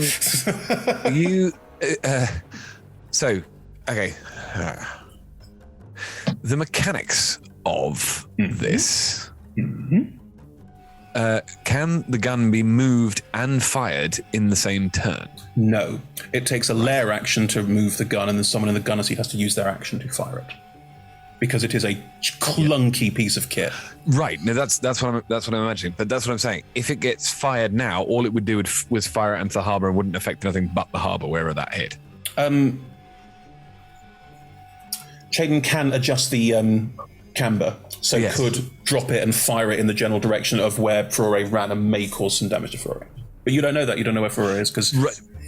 Well, no. What I was going to say was the only reason why I assume Viorica knows anything about this is because he and Shaden were looking into each other's eyes whilst it was happening, and so therefore would have seen where the hand went, that would have gone down to fire it. But I can imagine that there would be no knowledge of how to make it raise up or down. That's why I'm asking about what it would hit if it was fired now. It would hit you if it was fired now, because that's what he was aiming at, but you get the camera down a bit closer, potentially. Okay. No, I'm going to wait. I don't know what you're waiting for, Ed, but it's pretty dire right now. It's true. No, I agree. But that's the thing. What I'm saying is that if I was to fire the cannon, if I had a way, then there would be no use in firing it now. No, there would not. So what I'm going to do is try something else. I see the way you're thinking, and I have a proposal for you. Yes. You would have seen Jaden turn the gun in your direction and do some movements of it.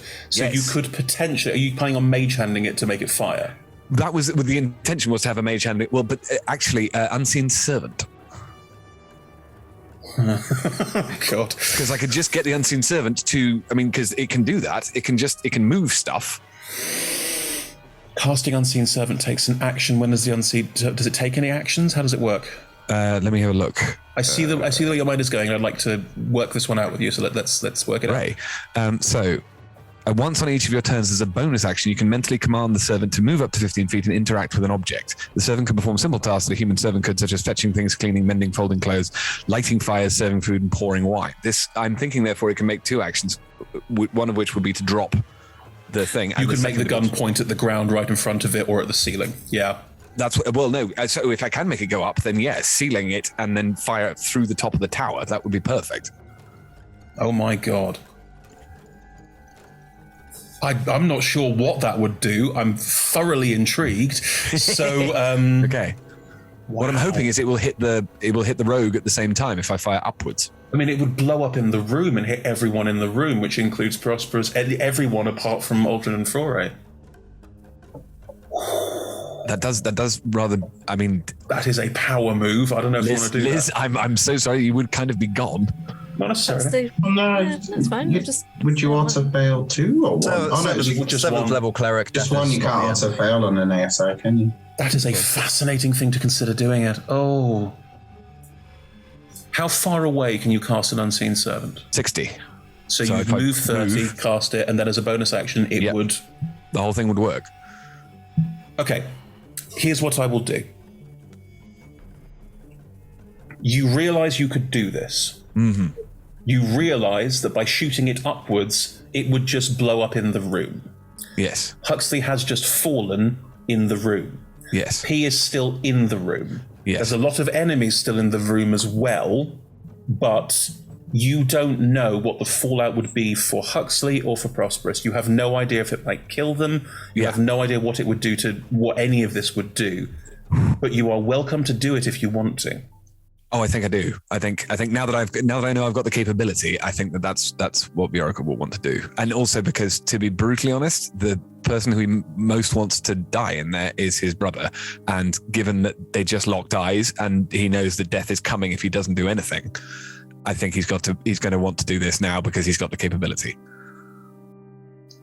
How is it that you lot have completely thrown me 2 sessions in a row? Because we're good, I think. Because we all made incredibly OP characters and keep on doing stuff that has nothing to do with our There's characters. no telepathic census, but Aldrin will be like, yeah. This is one I'm going to describe as a bold choice, Ed. Right, you... what does your unseen servant look like? Unseen? No, I know, but is there some kind of like... well, no, hang on. Oh, I had a thing of this because is it like a little butler? Is it like a little robot, or is it like it's unseen? But you'll have a visual of what your little unseen servant looks like. Flore can see it. Is it? And Flore can see it. Flore can see it. Brilliant. Imagine the most lugubrious goblin you possibly can. It's that kind of. For a second, you're going to potentially kill 2 player characters with. Ed, that's your next character. That is your next character, Ed. If you're on Twitch chat and you want that to be Ed's next character, let me know. Holy shit! Okay, fine. When they appear, therefore, it's going to be like this, sir. Excellent. That's what's happening. amazing. Oh my god! All right, you will all see what happens. Viorica runs forward 30 feet up into the harbour and onto dry land, at which point you cast a spell and an unseen servant, which no one else apart from Ferrari can see, appears. How do you cast the spell? It'll be the... oh, no, that's really bad. So it's a whistle, but it's not as in a whistle as in, a summoning whistle. It's a kind of low, to summon, if you see what I mean. But it's not as in like that. It's a come forth, and then there's a as it were a shadow spins into being, but then fades out again, and that's where the servant is, just on Shaden's chair. That's the plan. In Shaden's lap. Essentially, yes. Okay. That happens, and Shaden will watch in horror as suddenly a lever is pulled, and the gun, instead of pointing out, just suddenly points straight up. Do you say anything as you do this? Goodbye.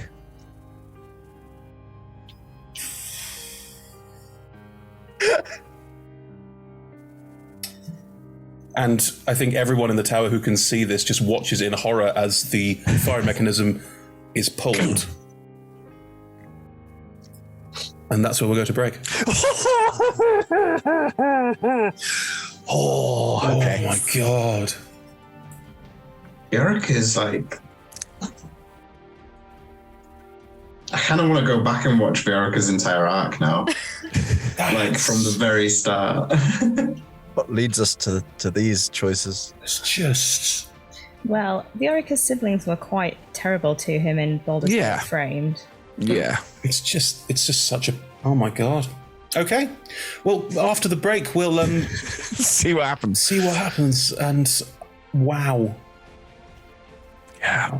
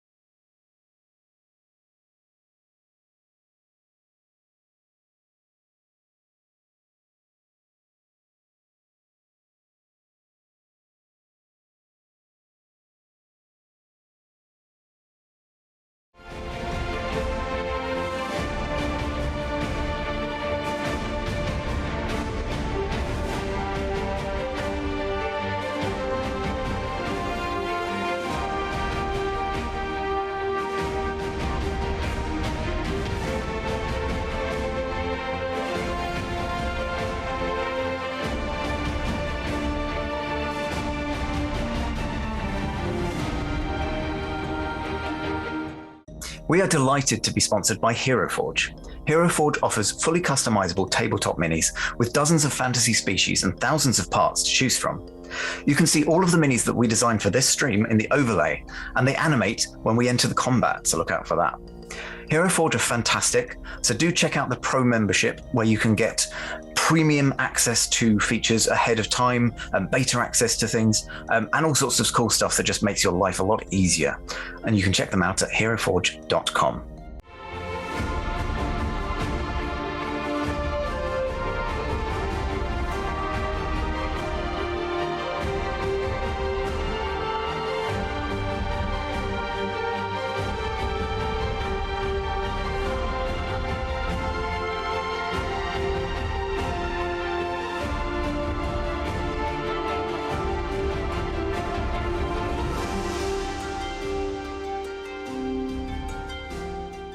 We are delighted to be sponsored by Ultra Pro. They make accessories for D&D, Magic the Gathering, and more. My favourite part of their collection are their figurines of adorable power. Here is their gazer. They also make other things such as deck boxes if you play Magic the Gathering. You can find all of Ultra Pro stuff at ultrapro.com.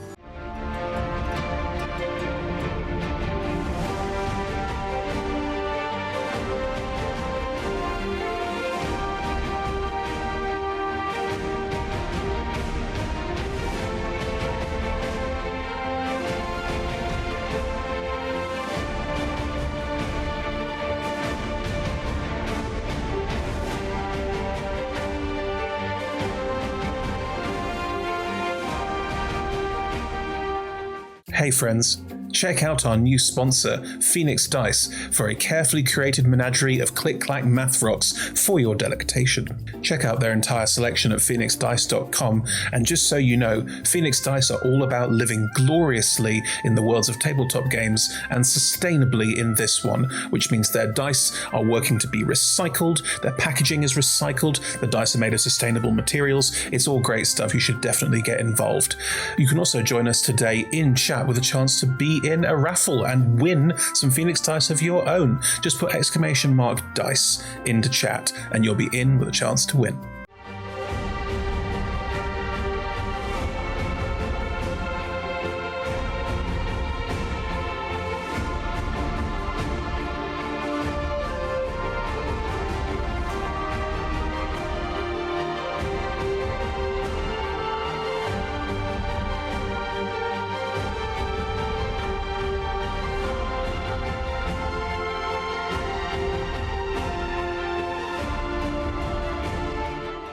We are proud to be sponsored by Alchemy RPG. Reimagine your gaming experience with Alchemy.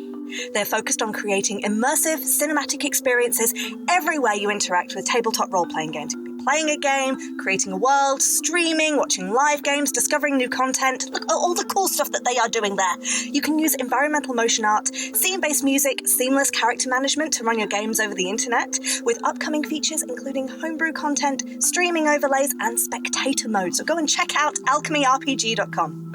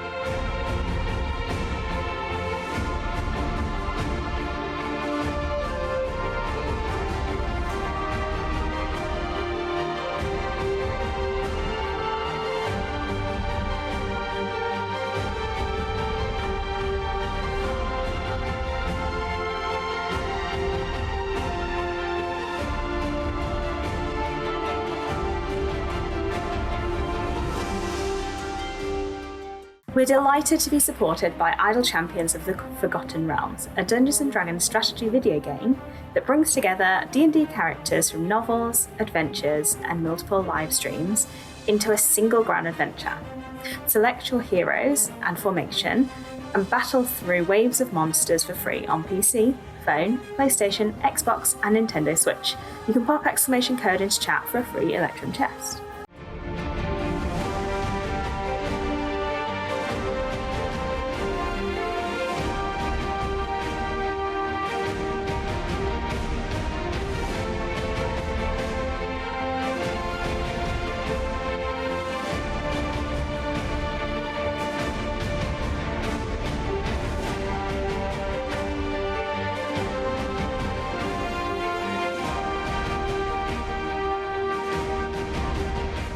We're delighted to be supported by Neverwinter. In Neverwinter, explore and defend one of the most beautiful cities from Dungeons & Dragons' Forgotten Realms campaign setting as it rises from the ashes of destruction. Epic stories, action combat, and classic role-playing await those heroes courageous enough to enter the fantastic world of Neverwinter. Neverwinter is completely free to play, so set yourself up an account today and pop !NW gift into chat for a link to a free gift.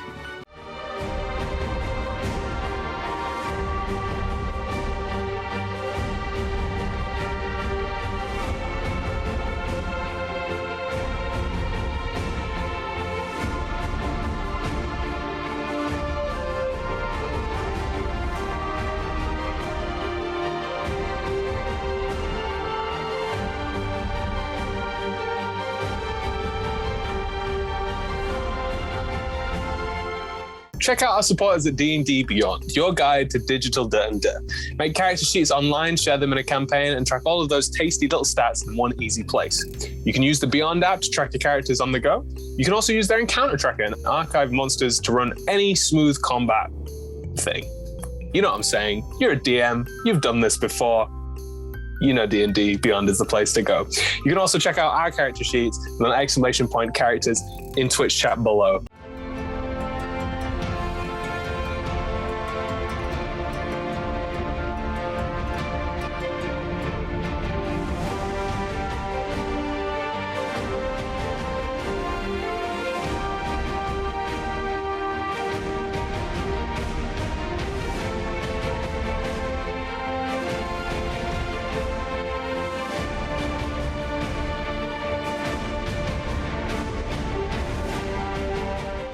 Check out our wonderful supporters Elderwood Academy, who make beautiful bespoke gaming-themed gear, including hex chest dice boxes, spellbook deck boxes disguised as bespoke ancient arcane tomes, and scroll and codex dice tower and rolling tray pairings.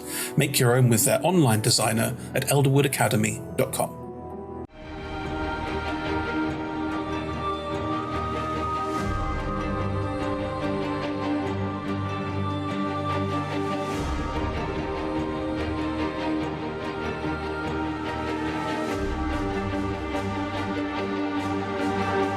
And welcome back, everyone, to this utter carnage. All right. You started your assault on the breakwater, and there were various attacks and people being trapped in bodies of maggot swarm people, and drop kicks with guns. And then Viorica decided to aim the gun at the ceiling and fire it with an unseen servant. Those of you inside the tower, and that includes all of the NPCs, villains inside the tower, you are too close to this to make a dexterity saving throw. Frore, Aldrin, make me a dexterity saving throw. Add your D4Z. That's going to make the difference. Let's hope. It might. Oh, God. That's not going to do it. Well, no, I want to kill everyone, but not everyone. 14. 14? 14. 29. Okay, that's better. 7 on the dice. Okay.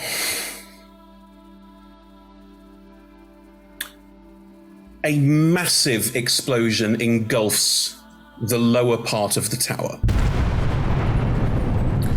Aldrin, you catch the brunt of it as you are thrown 40 feet back. You're not inside the explosion, you're just near it, so you only take 46 points of fire and force damage. Right in the brunt. Frore, you are currently partially behind cover. You have uncanny dodge as well, so you're going to avoid this. Please describe to me how you avoid the warehouse in front of you basically disintegrating and large pieces of stone, wood, and metal flying all around you. You cast Sentry, didn't you, Aldrin? So you're not concentrating on Water Walk anymore. Water Walk isn't concentration. Oh. It just lasts for an hour. Is there any chance? Can I throw myself off the pier and dive into the water? Nice. I don't know if you can. Do you go in and then go? Yes, you effectively. You're like a cork. You fall in, and you have too much buoyancy to sink. It's like a very, very salinated water, if you will. Yeah. So, I don't know. Maybe Frory's sixth sense somehow kicks in, and or he can hear the maniacal laughter coming from around the corner. I think I will allow that the brunt of the force of the explosion throws you clear, and you manage to avoid the damage of it by being behind cover when it happens, and you manage to hurl yourself into the water and get out of harm's way. Yeah, that's totally just fine. a clean swan dive and just. Yeah. It's a weird swan dive. So you land and then you rise, but you probably land prone. Yes, you managed to get out of this mess very quickly. Viorica, you just see all of this happen. I think the brunt of the explosion will sort of knock you back slightly. It was probably bigger than you were expecting. Yeah. Okay. Huxley, your body is thrown clear. We don't know where. We'll come to that when we need to. You fail a death save. Okay. Prosperous. Because you are inside a person who is entirely made up of small creepy crawlies, you will take half damage from this. So 46 points of damage to you. I want some maggots. You will hear... Careful what you I'm unconscious. You're unconscious. You will hear thousands of tiny mouths screaming around you in utter pain as you are also thrown clear unconscious.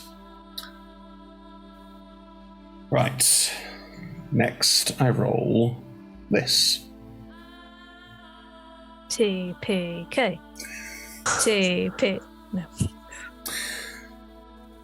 There is a horrible, grinding, metallic screech as the tower starts to fall. Oh. Aldrin? Technically, I'm not unconscious. I come back with 1 hit point. Okay, we'll come to that in a second, sorry. Pete, I will say that you are flung. The maggots and everything that's on you is just... it's gone, and you are thrown and land with an awkward thump, but you arise with 1 hit point. You're in the sort of gravel shale beach area, but you are still alive. You see no sign of any of the NPCs that were in the tower with you. Aldrin, as that horrible grinding screech gets louder, you can see that the entire tower is going to fall over. In about 6 seconds? No, it's falling. Can you please roll me a D100? Yeah, I was pushed 40 feet away, right? Yeah, you are the only person who is close enough to this to potentially be affected by it. Okay, that's 30 dead. Cool. The tower will grind and twist and start to fall, and pieces of it and masonry are landing on the far side where the boat was. So the whole thing is collapsing and falling away from you and the rest of the party. Good, thank goodness for that D100 one. Operation Hamster Wheel is shelved for now.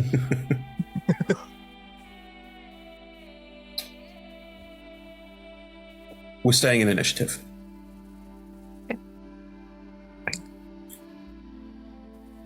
Prosperous. Where you are getting up, 1 hit point, not doing so good, you can see that there are insects, flies, all of the things that made up Edwin's body slowly reforming a body. It hasn't reformed yet. Oh, man. But it takes more than that to kill someone as God touched as this. Or a shard of God, if you want. The Minotaur is very, very, very dead. It is now your turn. What would you like to do? The only thing I can see is... You can see this figure next to you starting to reform. You can see Aldrin about 20 feet off to one side and ahead of you. You can probably look over and see Flora. You can see Viorica standing. Do you want to look for Huxley's body? Is that what you're asking? No, I just meant more like what I can see of the situation. The tower is collapsing and falling away from you. You can't see...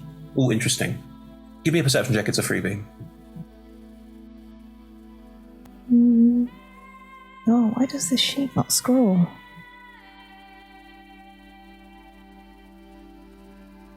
Natural 20 for a 25. Well played. You can see the body reforming. You can see a couple of tufts of pink and blue fur over to one side that you presume might be Huxley. You can also see, struggling to get up, Katarina is unbelievably still alive. A bitch. And is just jamming the sword into the ground, desperately trying to stand up. Will Maggot Dude get an attack of opportunity if I walk away? Maggot Dude is currently reforming and doesn't have a full corpus yet. Didn't get a turn. Feels like a video game, like he's buffering. Be with you shortly. The maggots are buffering. Like, you can see all of the pieces of this like vaguely humanoid shape trying to pull itself back together, but it's going to take a bit more than that. Is Catherine lying on the floor? I think on one knee, smouldering, using the sword to try and pick herself up off the ground because she is made of extremely stern stuff. Smouldering? The smolder. Smothering in a sexy way. Okay. This very large, and we have to describe, very handsome woman is picking herself up off the ground and survived this. I don't know about you, but I think that's pretty sexy. I mean, I survived it, so, you know, it's also pretty sexy. Impressive. Two very sexy people with big swords. Up to you. I'm going to walk over to her. I'm not rushing. That's fine. I'm going to put my sword on the floor in front of her. Fine. If I were you, I would leave now. And I'm going to roll an intimidation check. Go for it. Please let this work. Well, I used my natural 20, so... sorry, it fell off the table. 26. Ooh.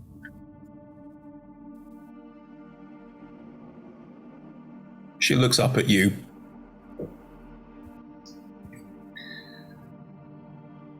I don't have anywhere to go. Come with me. Why? What else are you going to do? Sacrifice your life so that this continues? Really? Is that what you think is best? Because if that's what you think is best, you go right ahead.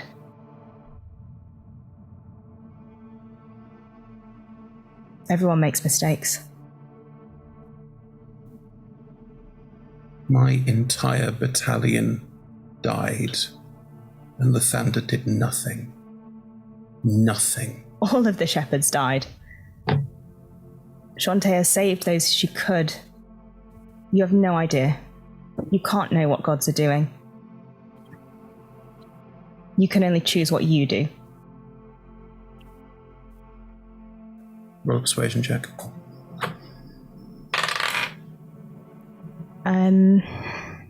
28.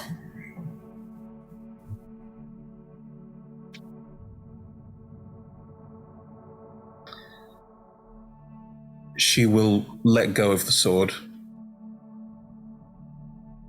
and sort of rock back a little bit, and she's not looking to leap up and get into fray. She looks like she's just sitting and resting for a moment.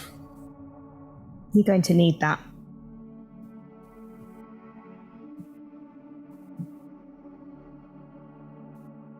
You've got reparations to make.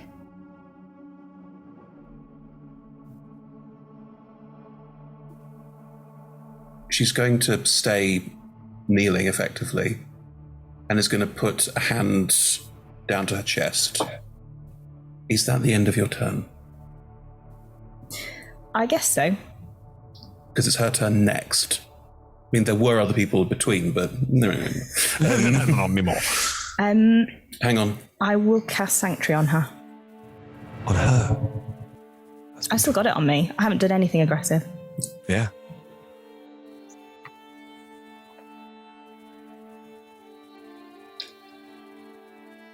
She starts speaking under her breath. Sounds like she's casting a spell.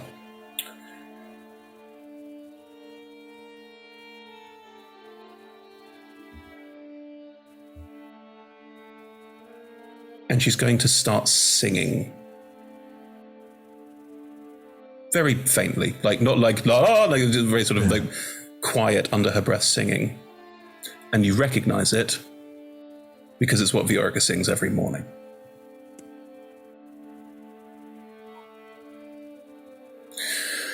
I'm going to turn around, not because I'm not paying attention to her, but I can put my back to her and there's Maggot Dude somewhere over here. Yes.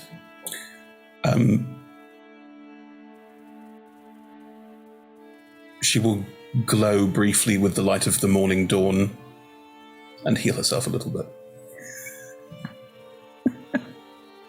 Amazing. Which she wasn't sure if she could still do.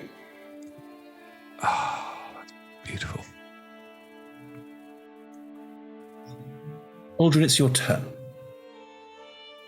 Well, we're into cleric routine. Territory? I will get up and I will move to Huxley and I will heal Huxley. And then I will sit on my ass. That sounds like a pretty good cleric turn, yeah. Can Aldrin see Huxley, though? Well, Aldrin has a passive perception of 36. Yeah, Aldrin knows where all the bits of Huxley are. Hux! You can hear me. Make any kind of sound. Wave your spleen. Gee, you did. How do you go? Because Huxley was already almost decapitated by that strike, and Huxley's now looking in very bad shape. There's burns everywhere. A lot of the pink and blue fur is now charcoal black where it's been singed. My bad. What do you do? I'm going to make the character choice rather than the meta choice, given the severity of Huxley's injuries and feeling, somebody that I bonded very closely with has been very, very badly hurt.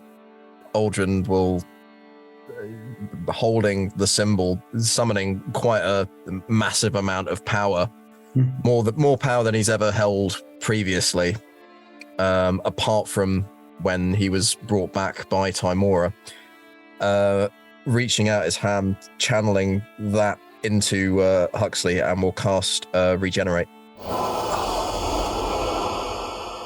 Very nice.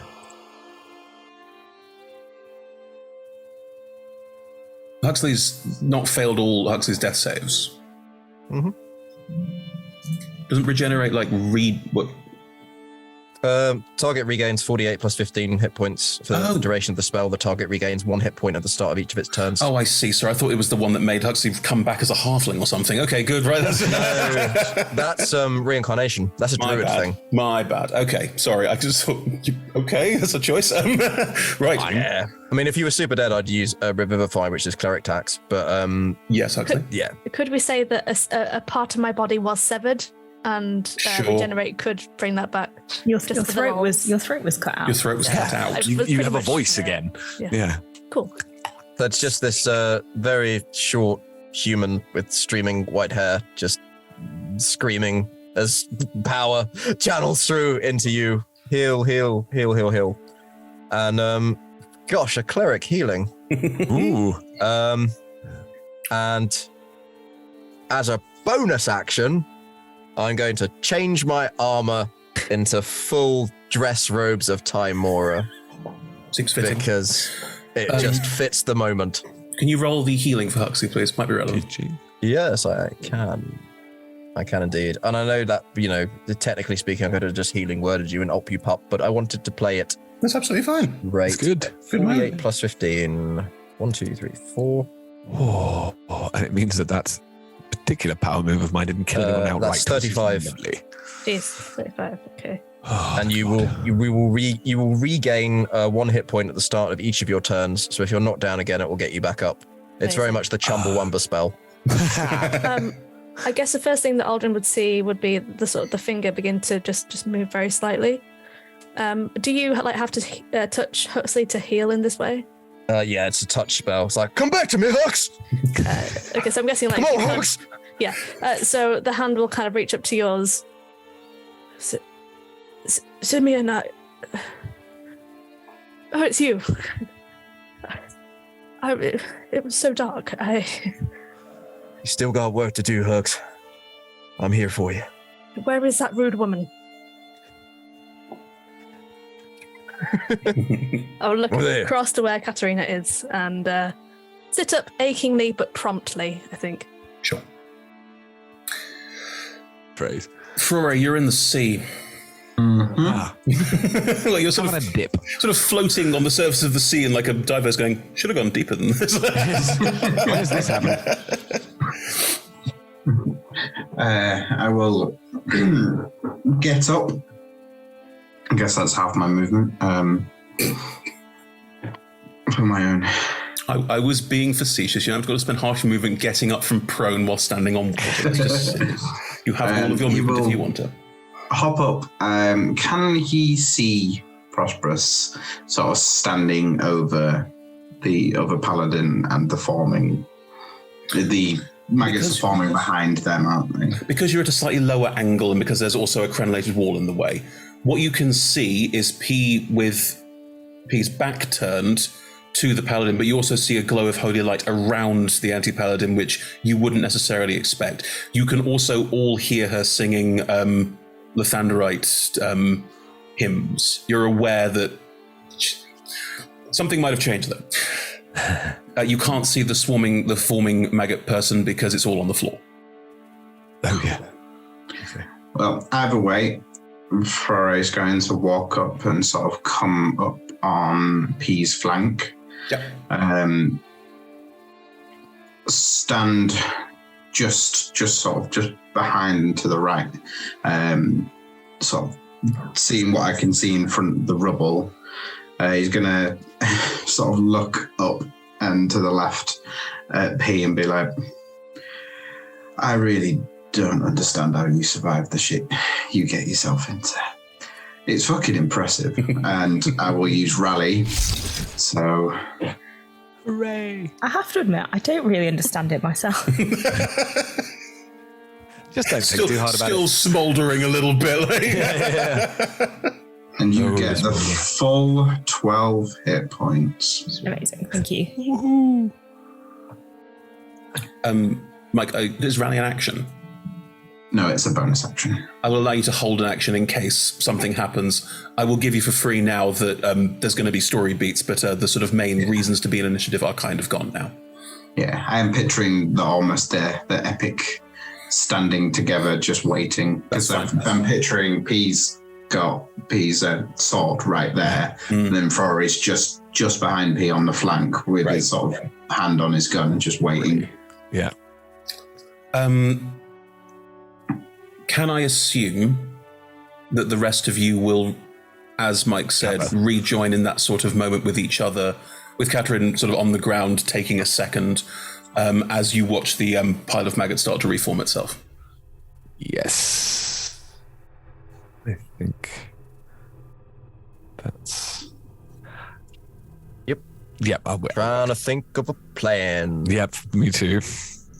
We'll be flying, so we'll be slightly above everybody else looking down. You would be anyway, but yeah. Just stating. You would be anyway, but yeah. I need the full picture of it because then I want to draw it. All right. As you all watch the collecting pile of awfulness, thousands of tiny voices together cried out in agony. And then we're silent. To be fair, that tower's not far off Alderon. So you hear from all the voices. Take more than that to stop Caius returning. Or me, for that matter. I have other places to be. Shame about my compatriots, but join me in the rise of a new god. You can find me. Get the name right, Chris. That's right. There you go. You can find me on Wormcrawl Island. And soon the worm that walks will walk again. You know that you don't actually have to tell us where you're going, right? The age of worms is upon you. I don't think so. Come and be seen before it is too late. Oh, come on. You should say come and wriggle. Okay. You're really taking away from my epic moment. Okay, so when Viorica believes this is at an end... It's not going to be at an end. Okay, cool. No, as in... Just, he will keep weebling, but also you note that all of the pile, it's not reforming into a humanoid and then bloop, there I am. It's forming up and then it's almost like he stops bothering and all of them start to sink back into the earth. Oh, the little bastard. Okay. Is there anything anyone would like to do? Oh, that's so annoying. I feel like I should have done it earlier. You can do it now, whatever it is, if you go on. Okay, I will try and capture something of the essence as it's leaving in a force cage. I was about to do the same. I also had a thought. Great minds. Which was to try and split the divine from the mortal. Interesting. Which would have been so. With my 9th level that was left, divine word. One of the things divine word does is celestial elemental fail fiend that fails to save is forced back to its plane of origin. So to try and unfortunately, Dave, and I will give you this so you don't try and waste it. Caius is from this plane of existence. Oh, of course. Caius was a bizarrely tabaxi, but at one point, and it wouldn't do anything. Aldrin remembers that. Yeah. I don't want to take away from your good idea. I'm just telling you that part of the reason why Caius is so dangerous is because Caius is a god who exists on this plane. The day when one of my good ideas actually comes to fruition, I'm so sorry. Will be such a good day. All right. If you want to force cage either of you, you are welcome to. I will give you this for free. You cannot cage this creature because if even only one of these things escapes, he can reform elsewhere, and he will. Could I try and just disintegrate him on the way out? You can disintegrate a good portion of him, yeah. So as a force cage, everyone starts firing at the ground wildly. There will be mocking laughter as you do this, and you will probably get rid of a good 9/10 of Edwin Tolstoff, but unfortunately, that doesn't matter. Yeah. Did somebody get like a bit of maggot? You easily could. There's a lot of dead maggots around now. Might be useful for some scrying and search in the future. I'm pretty sure I'm covered in. You are. The bits. There's a faint as one goes leaping off you, screaming. Oh no! Ain't a force cage or nothing, but it's a jar. Oh, I love the fact we still haven't had a proper wash yet, because despite the fact we could have gone in the sea, we decided not to actually go in the sea. Your feet are quite clean because you were there. You've been washing through. Anyway, if you want to, you can look around the island and you will find the corpses of the rogue, the Minotaur cleric, Edwin, Jaden. They're all dead. Keterin is off to one side for the time being, and Edwin is gone. I mean, I do have some spells. Should we feel like any of them are capable of redemption?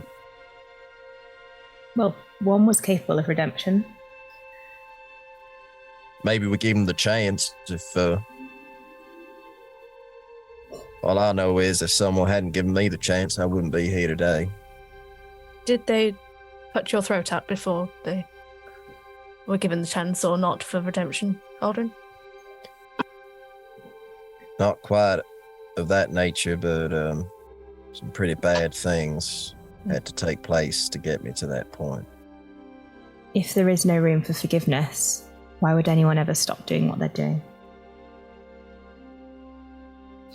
Must be repentance, though, at least. There must be reparations made. I don't think my brother repented. He can just stay right where he is. I mean, the gods were right in front of us, not an hour before now. I feel like if they're going anywhere, it is direct to judgment of some form. Yes. They don't skip out of that one. I'm still going to look very warily across to Katerina, who I'm not trusting in this moment. No. Understandable. Katerina, It's Katerin, but go on. You're a sibling?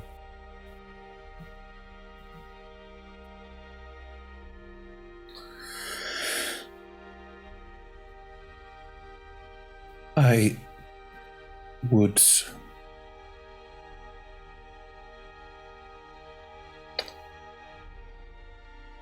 I've never been without my siblings, so part of me wishes to ask for it, but I don't expect empathy or understanding. She will turn to Huxley. I know I can't undo this, but you have my apology. And with all of your permissions, I would quite like to try and make Blackwater better again. I can do what my mother did and start anew with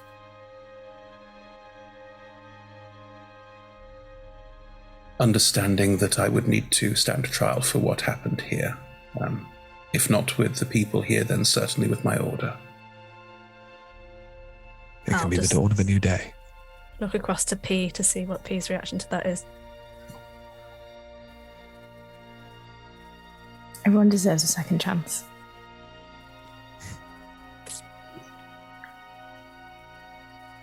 And that is what I will do.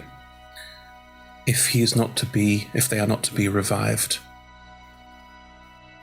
I would quite like to place my siblings' corpse in the Blackwater, in the pool, if that would be acceptable. Join a multitude that are there before. As long as you're sure they will, I don't mean to be harsh, but stay there. Nothing ever comes out of the Blackwater.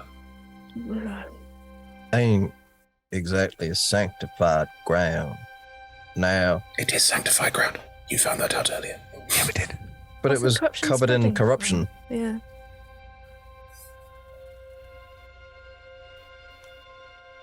Which is why it ain't exactly sanctified. Oh, I see. I see. What do you mean? It's kind of covered in a corruption that harkens back to, some of this worm stuff that we just dealt with. I want to be clear. I can bring your sibling back if the spirit is willing and if the gods allow it. But there are reparations to be made. I mean, one doesn't just get to say, I'm sorry, and then get appointed back into some position of power. It ain't that easy. I understand.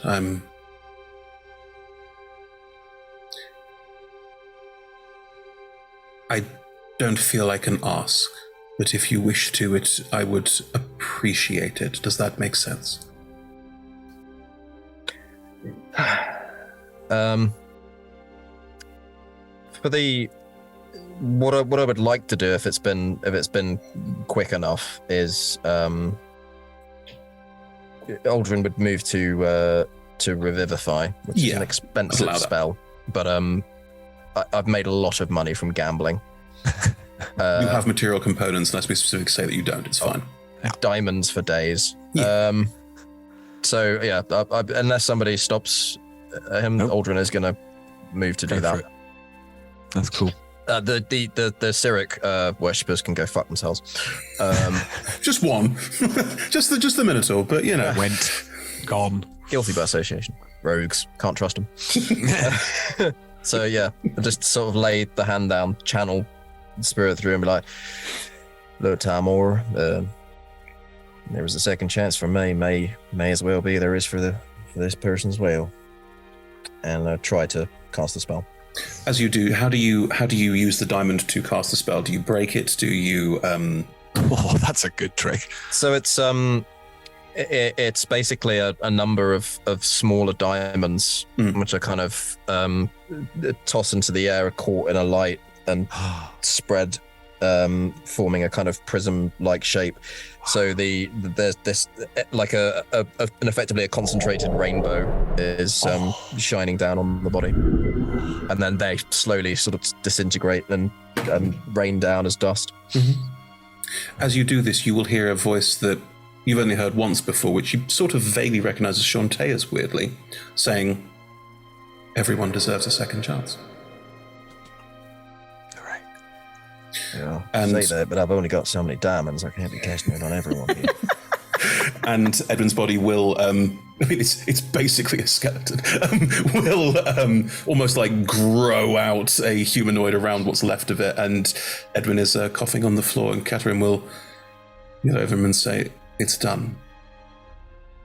They'll look around, see all of you, and look a bit confused, and Catherine will... Don't open that book I gave you. Just don't do it. Do it. Okay, I won't. I mean, I know you just came back and all, but trust me. Seriously. All right, I won't. Weirdly confused. Edwin is so confused about you, Aldrin. No idea what side of anything that you're on. Just going to go, all right. Do whatever you say. They will be helped to their feet by their sister, and yeah, they will answer for this.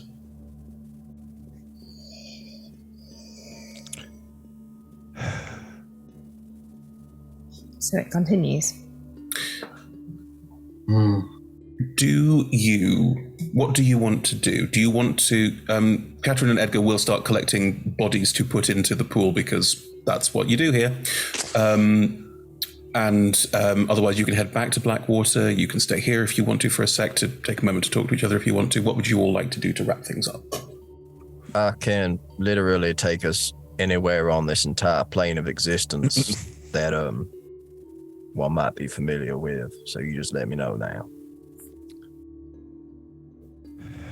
I think I might just want to go in the sea for a little moment. Yeah. But not all the way, probably just to my knees. But I would very much like to just wash for just... I'm sorry, we are filthy. Yes. Contemplation and washing, I feel, is very therapeutic. That would be a brilliant plan. I'm very much with you. You very much can. Viorica is covered. Yes. I have not felt clean for days. Viorica is bizarrely almost the cleanest of you because Viorica's not got a thick layer of soot over the top of everything else. There's no way for me to stop water walk, so we'll just bob up and down a bit. I will allow that if you purposefully choose to stand up to your knees in water, that you won't necessarily bob on it, that you basically hold yourself underwater enough to wash. That's fine. I mean, it is funny, but yeah. Damn it! Why? Yeah. You throw water, it How long bounces off does you. this take? 8 hours? Oh, for God's sake. No, you managed to wash yourselves. That's all fine. Gonna stand. Huxley. Oh, you go back. Rory. Just so you know, you're the most powerful and tough wizard I've ever fought alongside. It's very kind of you, Rory. I'll be honest, I didn't see you at all during that fight. I saw something happen to the rat thing. Was it a rat thing, Chris? Mm-hmm. I assume that was you, unless I'm mistaken, unless it was just something entirely not of this world. But the motion of the creature was that of being dropped and then kicked. That was Shaden as well, but you know. It's fine. Well, just for once, maybe don't overthink it.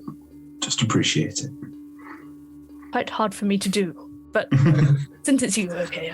Give it a Try and roll with the punches, I think the phrase is. I don't really do much punching despite my long limbs. How are you feeling anyway? Are you feeling better? You look more perky.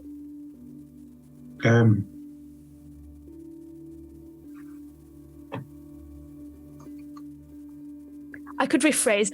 24 insight? Before you were sort of like this, and now you're like this.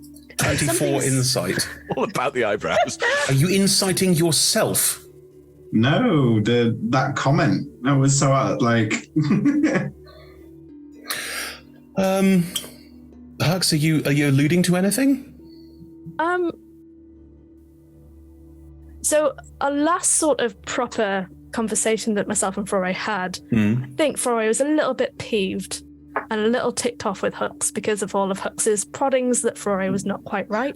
And Foray seems a little bit more open now. So maybe not realizing what may have happened, Huxley is literally just saying you seem a bit less grumpy. Yeah, grr. Yeah, well, we just... it's 90% win. I generally cheer up when we rip apart the innards of some evil. who blew up the tower? I was in there. I was in there. I've nothing to do with me. It wasn't me per se. I had a servant do it. Is it the sort of invisible servant? Yes, that's the one. Can you see what they look like? Like, could you sort of see, do you get the idea of the shape? Do they have a certain mannerism that they tend to do? It's a very, very lugubrious goblinoid. You'll have to, with your performance, you'll have to show me what that looks like. I can't imagine it. It's a sort of very well, sir. And I just got them to sit on my brother's lap and then just gently said goodbye. There was a clunk, there was a splat, there was a boom. It was the weirdest sex That's the weirdest sentence.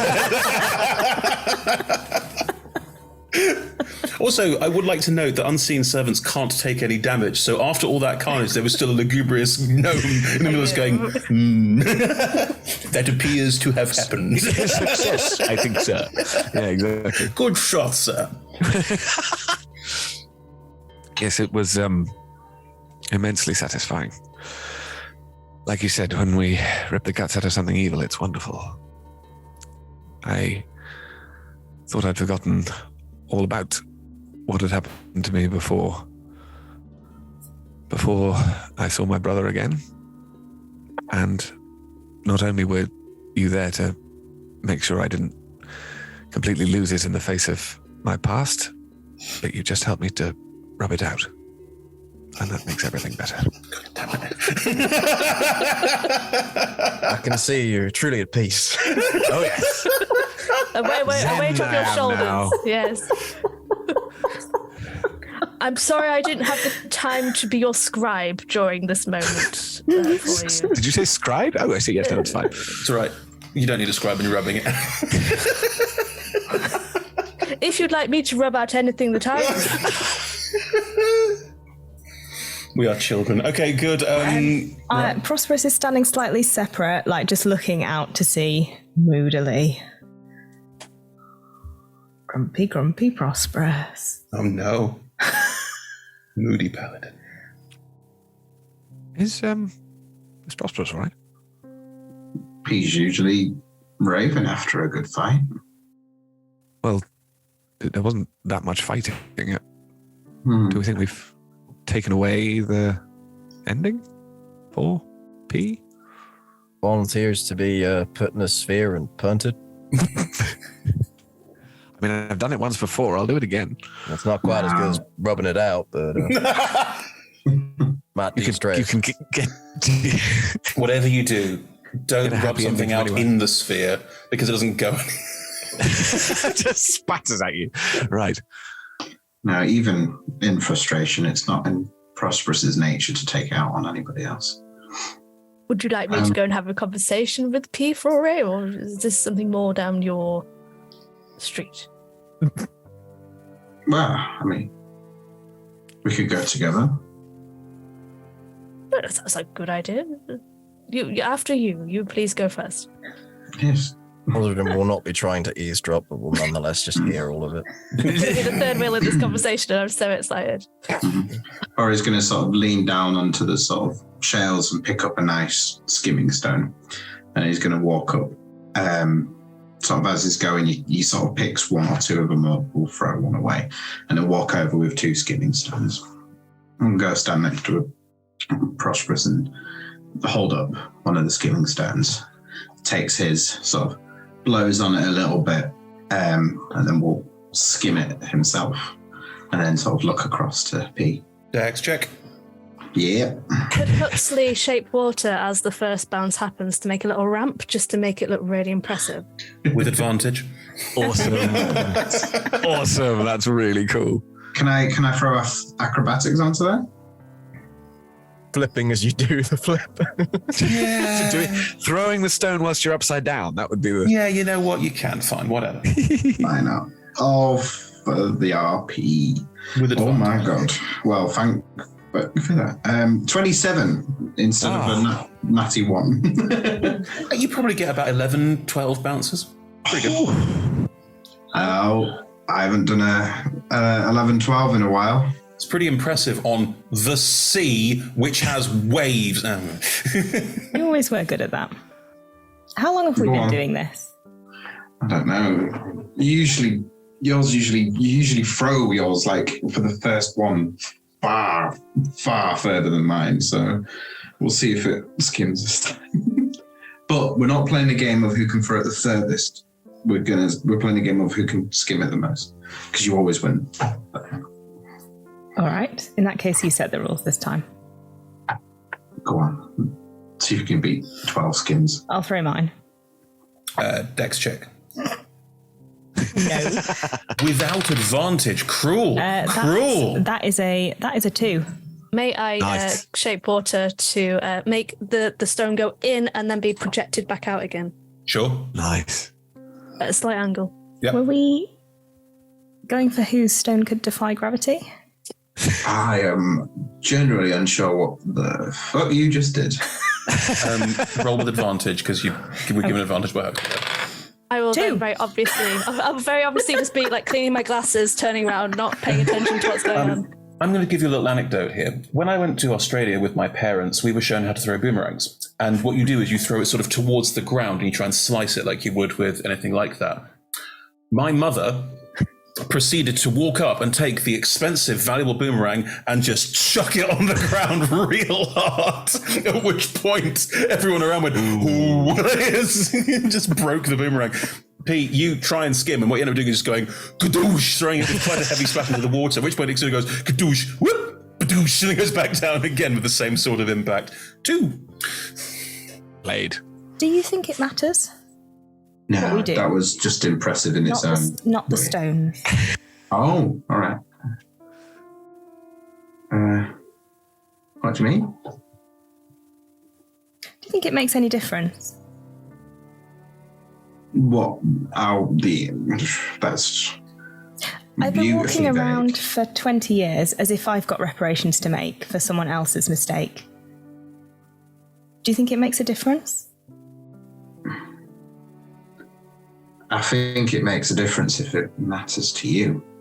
Because really, I don't really give a lot of shit what anybody else thinks about what you do. It's what you think about what you do.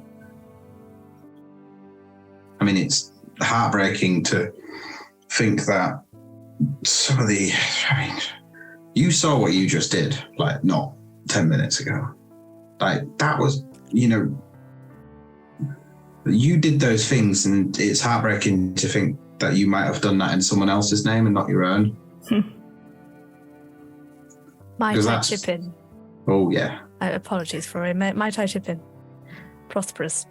When you set out to do something, you do it. Not many people are very capable of that. I like to dither. I'm a classic ditherer. I always overthink, should I do this? Should I not do... By the time I finish thinking about it, you've already completed the complete destruction of an entire ship. That was not on the behest of anyone else. That was you doing the right thing that you knew to be correct. And that, I think, is a skill in itself. Anyway, I'm just going to be cleaning my glasses over here, please. Have you ever wondered, Prosperous, if at what point potentially the choices you made stop being on the behalf of the person that you've spoken of, and they were actually just your choices in the end? Do you wonder if that moment flipped? I can think of one. For certain.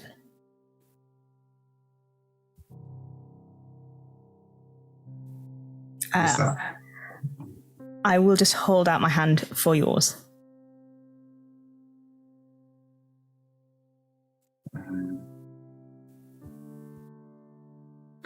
You're not going to die if I just touch you for no reason. I think you look pretty rough. I think you'll be all right. He'll take your hand. Nothing happens. You do not hear Ephemera's voice in your head. You don't take any psychic or necrotic damage, either of you. Nothing happens. See? 1. How did you break Orcus? You've been with us the entire time.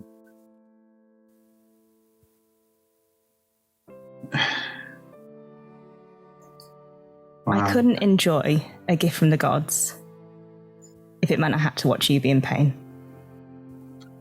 No.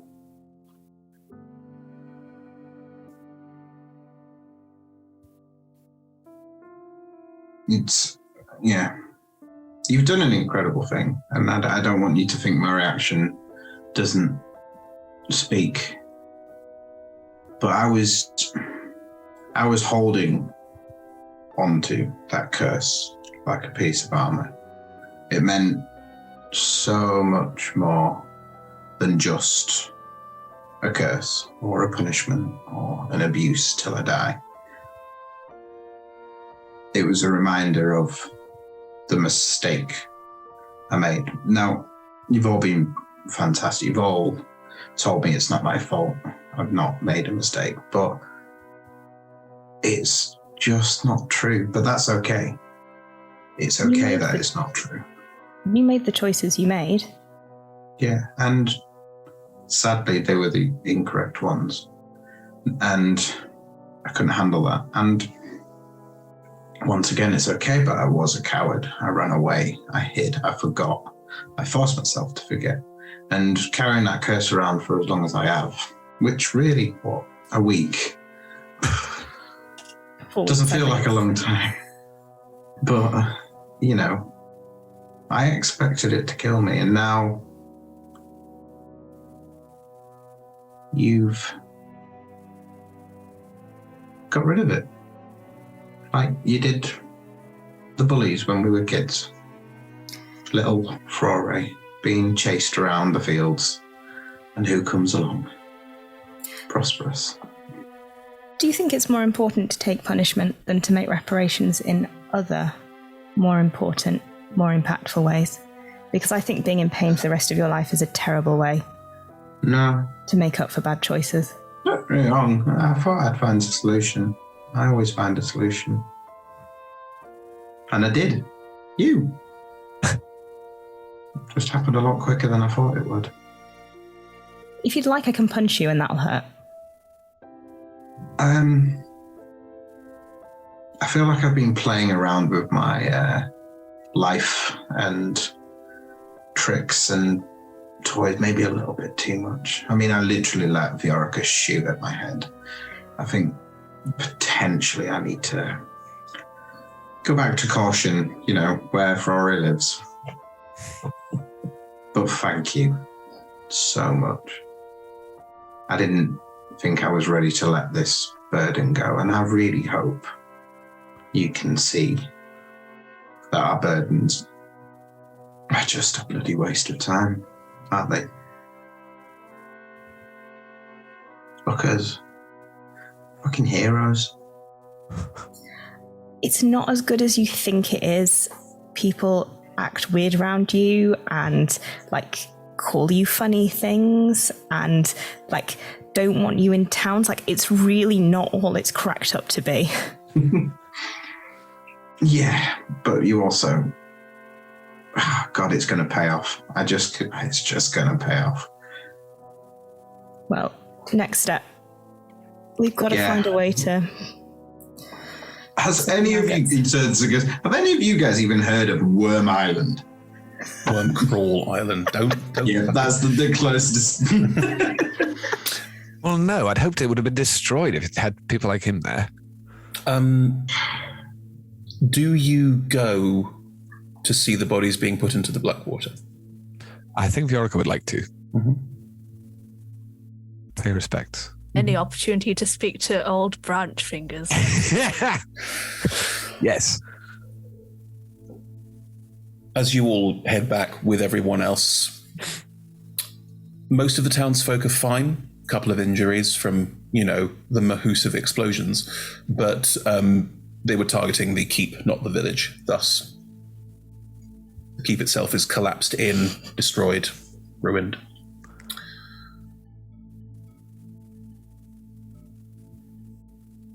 Catherine and Edgar will guide the villagers and all of you to the Blackwater, where 3 bags will be placed in front of the Blackwater. And the people around will just very quietly and respectfully stand and listen. And old branch figures will unfurl from stationary position.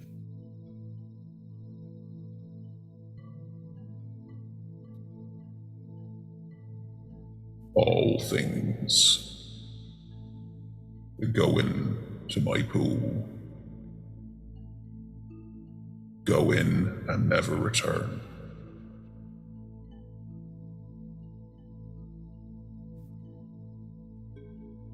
And we'll just carefully and very delicately pick up each sack, and it just vanishes beneath the water, pressure placed on it from above by the hand.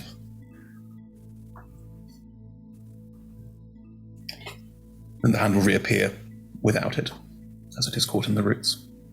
The same again to all 3 of them. Yes, as the closest thing to a cleric of Eldath in these parts, perhaps might behoove me to say a few words on account of these poor individuals. You are not a cleric of Eldath. Closest thing. Feel they're already okay. Just feels right, you know. Yep. Maybe just don't pretend to be of Eldath. No. There was somebody else at a different time. I'm here now as myself, as you can see in the robes and such now. You hear vaguely from old branch figures, Do I know you? Good to see you, old branch fingers. Now I'm going to keep this like myself, short and sweet, but we all of us will have our time, and when it comes, we will be weighed against the decisions we make in life. And I pray that these figures here, they did not make the right decisions, but I hope they find the opportunity for redemption and rest wherever they may find themselves. And I pray the rest of us here, we will take the opportunity every day of our lives to come to do what we know to be right, to weigh ourselves against the difficulties of the easy way, turning our backs on what seems mighty fine at the time, standing shoulder to shoulder with our siblings against the tides of evil.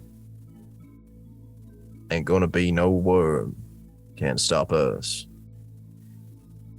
And I believe there are some here that know the liturgies of Lathander.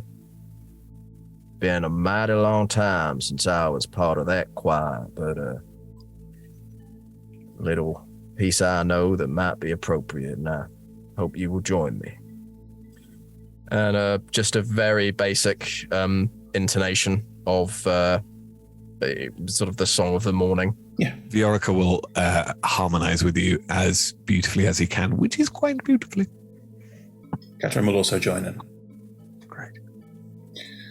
The townsfolk have no idea what you're on about and can't join in. But we're really enjoying it. You'll get someone in the back going, here, you know what they're doing? No. This is what you get in the back. No, do you? No. It was about weighing, I don't know, in the water. They're weighed down, right? It's just random, like... Are they supposed to be doing this at dawn? They keep talking about the dawn. Norfolk chatter in the back. Something about fish. Come here with their singing. Right, so... roll me a religion check, Aldrin. Sure. Preferred performance, massively. That's not what this is. I mean, have you Depends seen... how you look at it, yeah. Have you seen egalitarian preachers? I'm talking about your damn singing. Right. Singing? is performance. No, not talking about. I'm not talking about your damn singing. That's fine, because my damn religion is 20. Good. Nice. The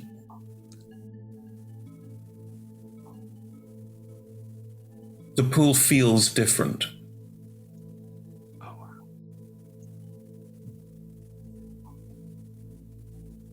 Different how? Different good? Yeah. Cleaner? No, it's definitely not cleaner. Yeah, I didn't think so. I will take a coin out of my pouch and flick it into the pool. Nice. May it light your way. You don't throw any old crap in the pool. That's a sacred pool. It's a sacred coin. Oh, right. Be on with it. Thank you very much. It's got continual flame cast on it. Does it have continual flame cast on it? Yes. It's one of the ones that I had from way back when, before I had the whole eyes of I remember. God, that takes me back. Yeah. God, then you'll illuminate the water. Forever. Well, it's murky as fuck. You wouldn't see much, but there will be a sort of slight dull brown glow. Will-o'-the-wisp. Really tiny brown glow from the pool, but it will vanish into the darkness. You have no idea how deep this pool is. Yeah. I mean, Aldrin's feeling is that, wise but not clever. This is part of the... It'll help light the way to whatever comes next. Yeah. Why not? Is that why Huxley and Aldrin work? Because Huxley is not wise but clever. Yeah. It's very much the double act. There would have been some eye contact with Huxley during that speech as well, if it was possible. Any final notes or moments anyone wants before we wrap up? Yes. Okay. Yeah, I'll take one as well, but whenever.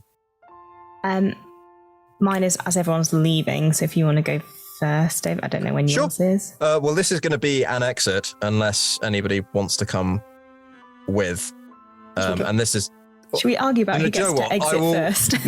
I will tell you what it is that I want to do. Sure. And then you can decide what order you want to do it in. Great. So what I want to do, and obviously this depends on Liz, is sort of talk to Huxley, agree to help Huxley find person. The fact that Aldrin can now plane travel would be a conversation about, okay, where can we go that would have this knowledge? Probably either Candlekeep or Blackstaff Tower or whatever. I would then like to summon the Oliphant, have the Oliphant turn into a giant golden mammoth, have us both get on the mammoth, fly up into the air, doing a sort of an exit thing, and then have the Oliphant teleport us away.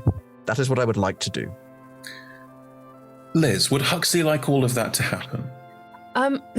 Given that I was at Blackstaff Academy for quite some time, I can confirm that they would not really know my situation, because I've searched through everything. Candlekeep, on the other hand, I've not been there. I did. Well, the current librarian is from Candlekeep, and she's awful. But that aside, she won't be at Candlekeep, so we should go there. May need a faultless logic. Description. Faultless. But, I think. Honestly, mate, you're on the back of a Holophant. If you can go to Baldur's Gate and fly there in about half an hour. Will our cheeks be like G-forcing all the way? No, Holophant's not that fast. Just as the crow flies, it's not that far because you can go across the water. Well, if we wanted to go to Baldur's Gate, I would just cast Word of Recall and yap us there. But that's much less cool than this flying golden mammoth. I don't even get to voice it because it was all described. Okay. I'll fly you to Baldur's Gate. Okay. So are the two of you departing in that way? I think so, but beforehand, I would like to say farewell to Prosperous, to Viorica, to Froy. Yeah, likewise. So I didn't realise that was me describing things as they happened. I thought that was just me pitching to see who wanted to go first. Otherwise, I'd have made it better. I like it. I think it's nice. I think it's a good ending. I like it. It happens. In the meantime, does anyone talk to anyone else about? Do you two want to say your goodbyes? Good luck, Huxley. Maybe you should try and learn prestidigitation. Oh, good God, yes. See, cantrips aren't really something that you could just pick up and learn, but maybe someone at Candlekeep will be able to advise me. You can as you level up. Prosperous, you never doubt yourself. You're the most headstrong person I know, and that is such a gift that not many people have. Guide others, guide yourself. You can do this. Never give up on yourself.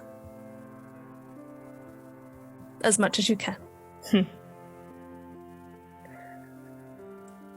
Viorica, I will miss you. You're very kind. My trousers look spectacular on you. You may keep them. Thank you so much. I would like to remind everyone that Viorica has spent the entirety of all of these dark, difficult moments wearing Santa trousers. Yes. When Viorica blew up his own brother, he was wearing Santa trousers. Goodbye, pants. Santa. Ho, ho, fuck you. Exactly. Should you ever need someone to make notes of your deeds or your songs or your speeches, I'm going to be at Candlekeep, but I can always contact you. You might be able to contact me. It would be an honor. Very much likewise.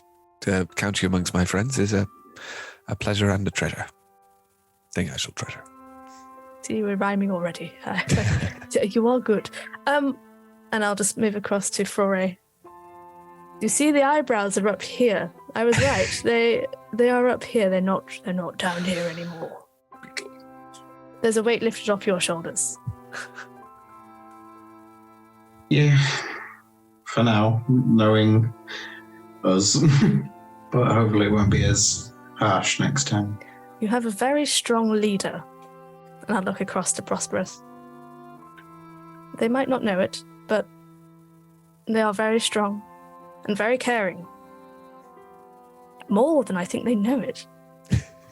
They kept talking about hypotheticals and something to... Anyway, I won't go into detail. Look after yourselves. I hope we meet again. And if we don't, it's been a pleasure. And I will I'll make my way to the little or big golden elephant. What's your name? Terrence. All right. Terrence the golden mammoth. It would be Terrence, but unfortunately you're now in giant mammoth form, so Terrence.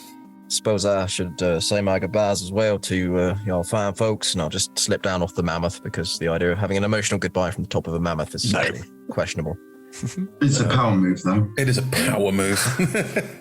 Time-wise, I would have said I know less than half of you half as well as I should like, and I like less than half of you half as well as you deserve. But you should just make up your own things rather than stealing things from books. I have a whole spell that revolves around stealing things from books. But What? I appreciate that. It's borrowed knowledge. It's been quite a fine adventure traveling with you folks, and I hope you know where I am should you ever need me. Where is that? Thing is, you can see us, we can't see you. I can find y'all. I check in from now and then, if that's what you like. Only if you come as yourself. Well, I guess we've come a long way in helping me find out who that is now, haven't we, Pete? And that might be the biggest thanks of all I have to give you folks. I'd like to just give you a little something, if you don't mind. A diamond? Oh, no. You come to the temple, we'll see what we can do. Firstly, are you undressing? Reaching into the pouch. Yeah, here's my 6-pack. Reaching into the pouch. Now, I know you follow up Shantae. You do those wheels, but this is my very first ever holy symbol. It always brought me luck. I hope you just keep it with you, remind you of me.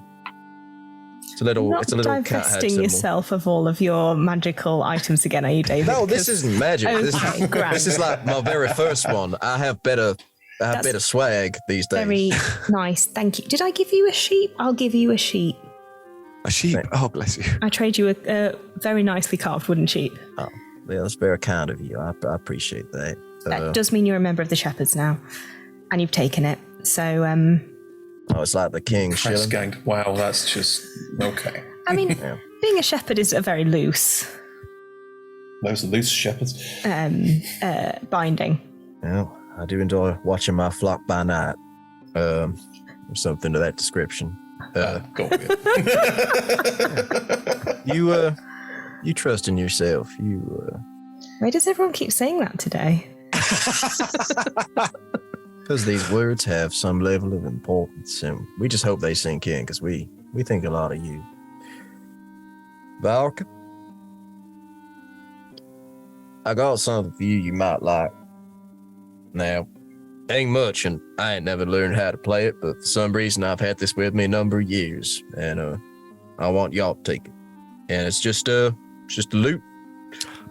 Part of my time, Temple of Lathander, many, many years ago, we had to make and craft an instrument in order to sing the praises, and a lot of water passed under that bridge, but I think you might make better use of this than I ever could, so you take that, think of me. It shall be with me every dawn. And hey, just walking up, just putting the hands on the shoulders, that'd be welcome. Yeah. I know a thing or two about problematic family members, so I do understand. Thank you. You get through. Rory? Aldrin? Learn to fucking shoot something that doesn't make a noise. Take this bow. Now, I appreciate you have your ways and your means, and well, I've enjoyed fighting at your side, my friend. I believe it has been a complimentary cocktail of condiments, and I want to be barbecue sauce to your mustard. What is this? Most American thing I've ever heard in my life. That was amazing. That was good. It was very good. Maybe one day when I'm back near the city or on the run, it'd be nice to have someone investigating a good old school murder. I'm sure I can sort something out for you. Oh, I can't wait to see you again. Yeah, we'll kill a guy and then pretend we don't know we did it. No, investigate one. Find a random murder. This is the one where we will rebond. It was literally my job. Or what? Don't pin it on me. Whee! Anyway, I don't like to drag these things out. But, hey, sure as a wolf howls at the moon. I'll see y'all again sometime. Pleasure's all mine. I mean, if you two don't join in the dealing with Kaya's problem, you're going to have your epic boons revoked. I'm just saying. You know where we'll be, but we want to do some candle keeping. That's fine. All right, just letting you know. Chris, I can literally travel around the world now. It's not a problem. Just letting you know that at some point the gods will go, "What the fuck are you doing in this?" Yeah. Anyway, cool. Chilling in the library. Anyway. You got to find Worm Crawl Island, which none of you have ever heard of. And Chris, we're not done yet. I know, I'm just saying. Okay. Also, I will give you this for free. You would have to search somewhere like Candlekeep to find out where it is, because no one knows where it is. Yeah, I did try and get through that as quickly as possible, but for some reason Ted Lasso had possessed me. So there we are. Enjoy the folksy wisdom. There we go. You want something to wrap us up? Yeah, as we're about to leave, presumably we're taking Catherine and Ed Winger with us. You could be taking Edgar and Catherine for. Well, we can't leave them here. No, really. I know. But if you want to take them, then you would need to go probably to Waterdeep to find some way of making them. Face trial is a strong word, but find a way of dealing with their unique situation. As we're packing up, I think you said something, Foray, that I don't think you meant to be. I don't think you meant it to land how it did. But you're right. I do always solve things for you, and I'm not sure it's good. So I'm going. I'd like you to take these people back to Waterdeep. but I won't be coming with you. Because I think I need to learn that you can stand on your own, and so do you.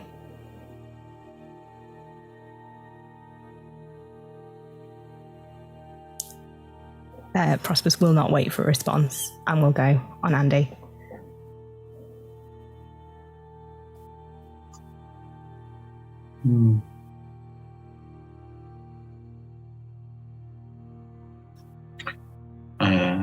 Before he'll just take his hat, tip it down over his eyes, and turn around.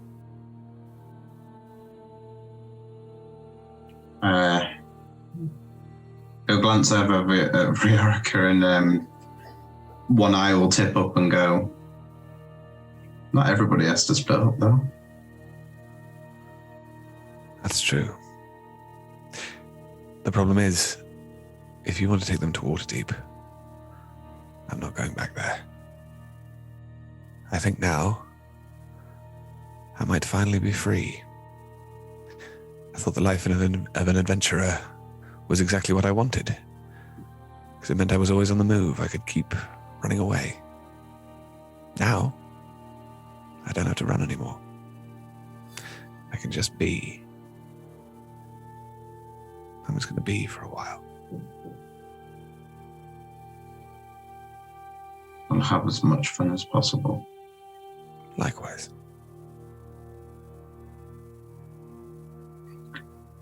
Mm. And Viorica, sorry. No, please. I was going to say Viorica is going to go over and sit down by old Branch Fingers and say, "Old Branch Fingers, I think you are certainly the wisest person that I can talk to, and the oldest. Tell me a tale. Anything. Just tell me a tale."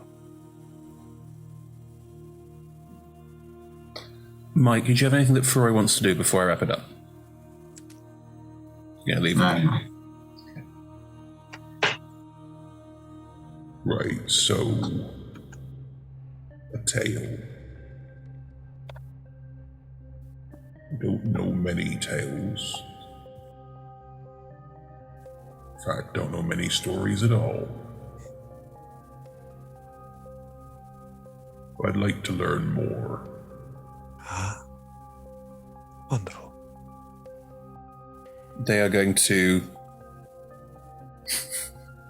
reach over to their arm and just snap part of their arm off. Put it in your hands if you'll let them. Yeah.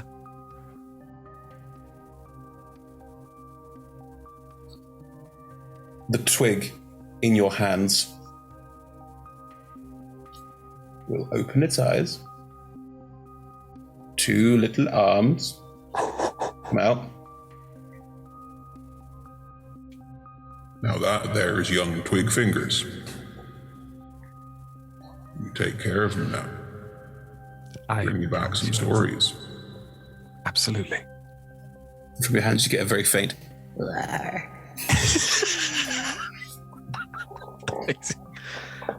Well, that's where we'll wrap it up.